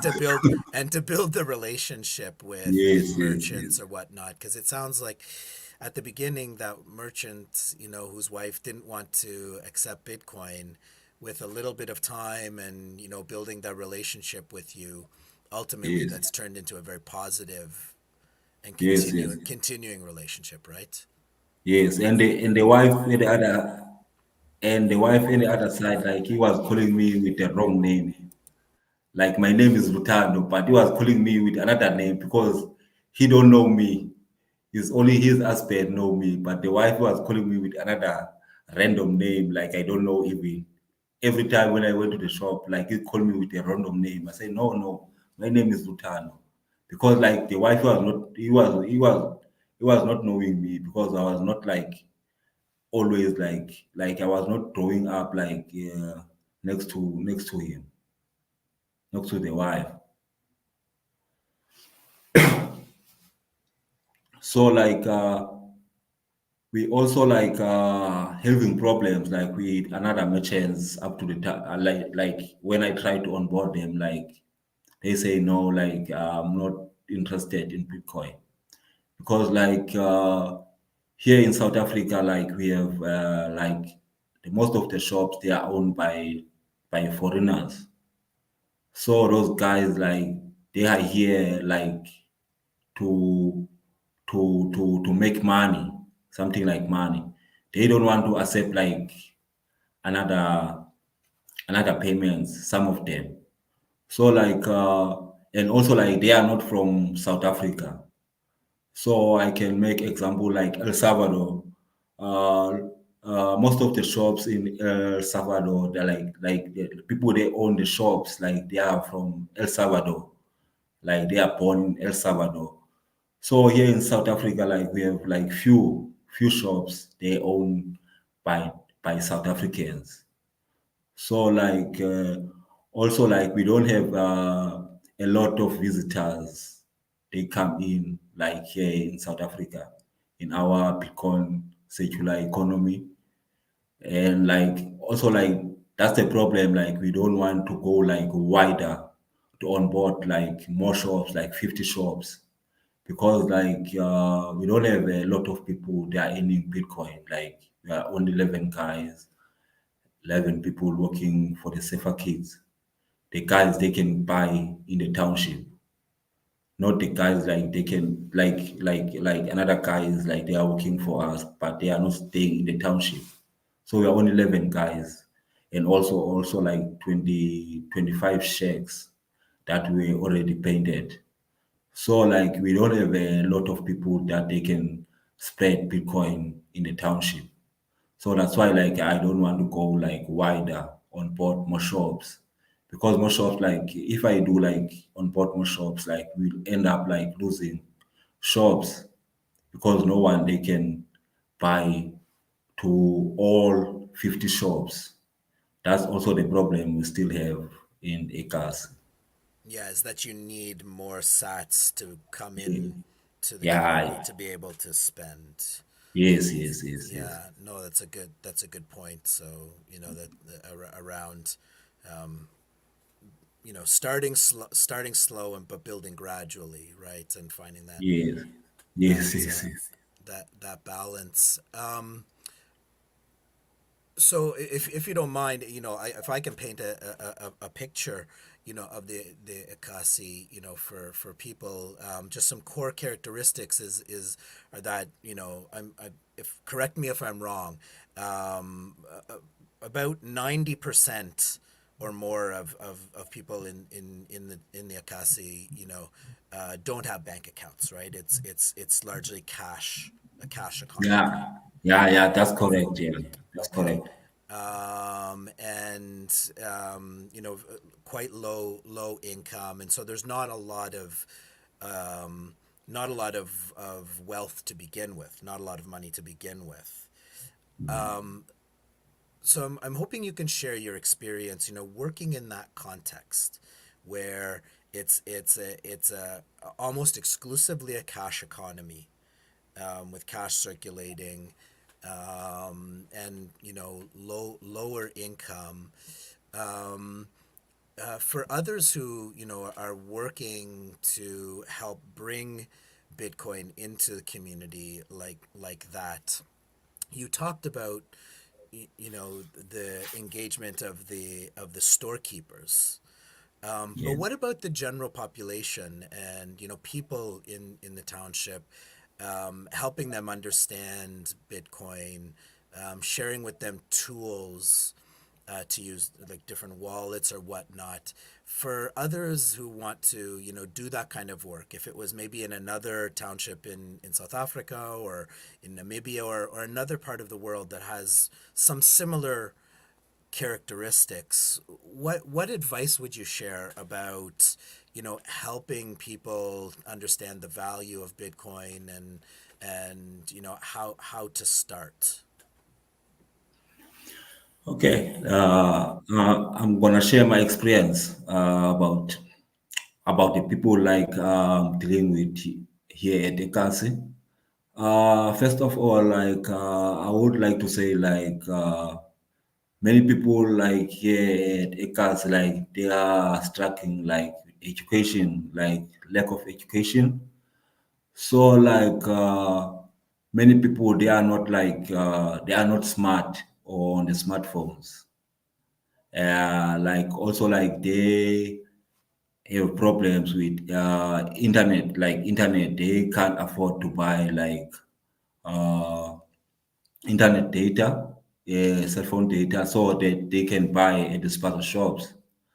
Also, like every time if they come at the shops, like they give me a call, like okay, like before they went to the shop, they give me a call, like okay, Lutando, I want to buy something like to eat later. I'm gonna come around at the shop, so I have to be there for them, like to help them with the hotspot. So like always patience. I always patient because like I know their situation, because also like they are not smart to use cell phones, because like they are not well educated. So I can make example about the shacks, like the owner of the shacks that were painted. Most of those people like they come from Eastern Cape, so they just drop out from school because like to go to school in Eastern Cape like it's a long distance. Sometimes it's raining, so they have to drop out from out of school. So like most of them they are working like the domestic workers. Some of them they are working to construction workers. So like they don't pay a lot of money to those jobs. But they are also like some of them they can save their Bitcoin. Like I can encourage them that okay, you can save your Bitcoin. Just spend your salary that you receive from your work. So some of them they always like they get the money on the same day and then they go to the shops same day, because like sometimes like they don't have like lot of money in their jobs. They are not receiving a lot of money in their jobs. They can get paid today, but the money can just vanish today because sometimes they make loans, and also a lot of people I can explain to them about Bitcoin, but like if I'm starting like they most of people they are staying here in the township, like they want like something now. They don't have patience. You see, they don't have patience to wait. Some of them, you can if I can tell them about, Their needs are very urgent, aren't they? Their needs are yeah, right now. their needs they are very urgent. They want now, something now. They want to fix something now. So if I tell them about, okay, you can just buy your Bitcoin and then hold your Bitcoin for 4 years, maybe to 5 years, maybe to 10 years. So they will panic, like they say, like, what? I need money now. I don't want to wait. So like I have problems now. I have to fix those problems now. I don't like some of them they can just say to me, okay, if I keep that money, then I die. If I died, I can die. What that money will go? I say no. Think about your kids, man. Think about your grandchildren. Think about your family. You see, yeah, like mistake happens. Like my mother, like also and my father, they didn't able to save me to save for me money, so I can go to better schools. I can go to I can go to private school, not to the schools that they are here in the township. So also like yes, I did have that problem. I did went to the schools that they are here in the township. My mother they didn't afford to take me in the private school. So I always tell them like, okay, also like you did make it, your parents they didn't able to save you money. So now you can start saving money. So your kids they can have a better future. Don't think about you. Think about your kids and anyone like you know that okay, this one I want to see him like go to private school, like think about the future. So many people in the township they are not thinking about the future. Always like encourage them. Like I say, okay, me also I was not thinking about the future first time. Like before, like I was getting like my salary in Bitcoin. The time I was getting my salary in bank, like I was not thinking about the future. I was just chowing my money out. Like to say, no, let me just chow this money because I see the stuff they are getting more expensive, more expensive. I can't save in the bank.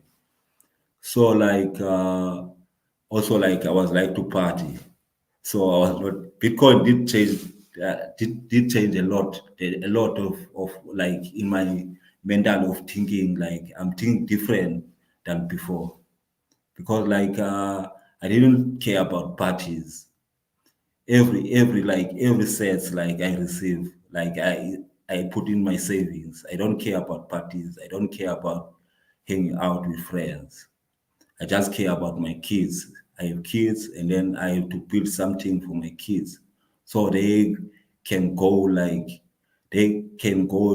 in the same way that I went to, and also like I do experience a lot of troubles in the township. I did make a lot of troubles in the township, so now like I want to just do it for my kids. Yeah,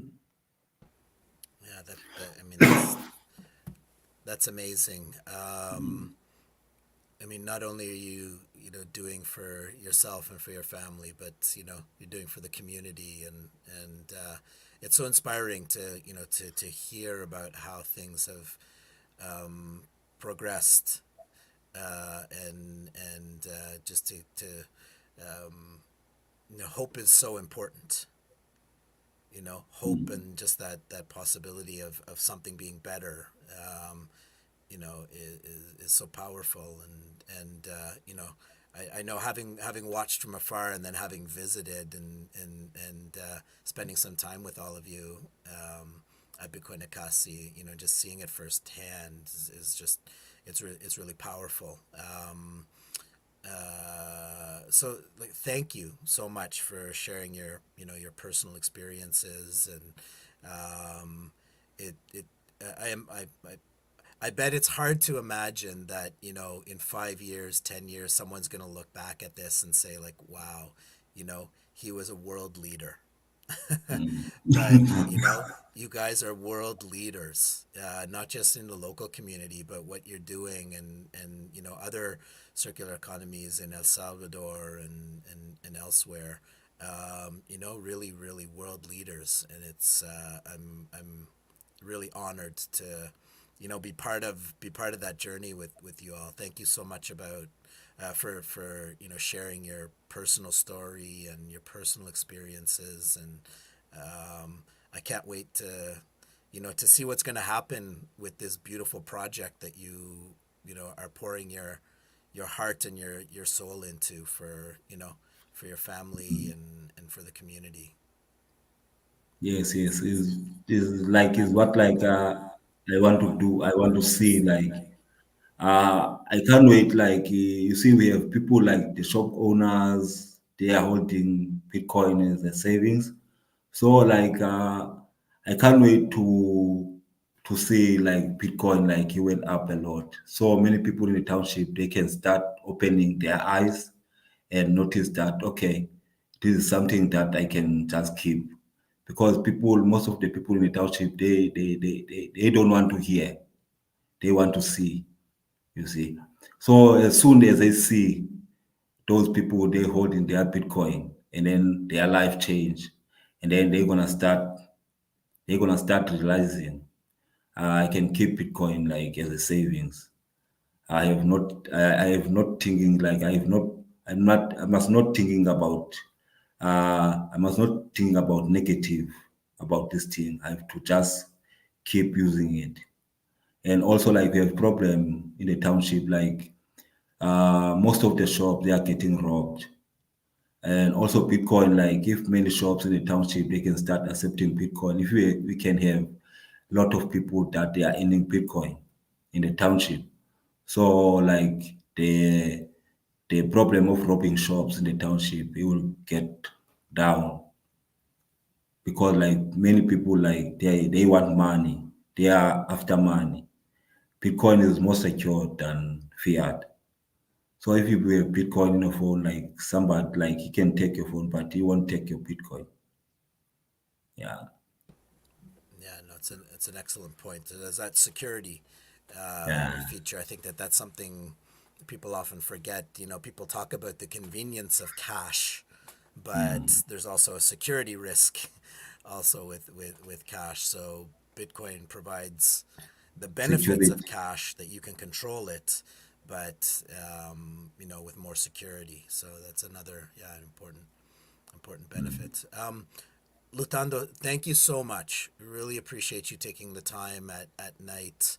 I know this is family time, and I'm sure you have to be up in the morning early to be in that beautiful ocean with the kids or Yes, something yes. too, right?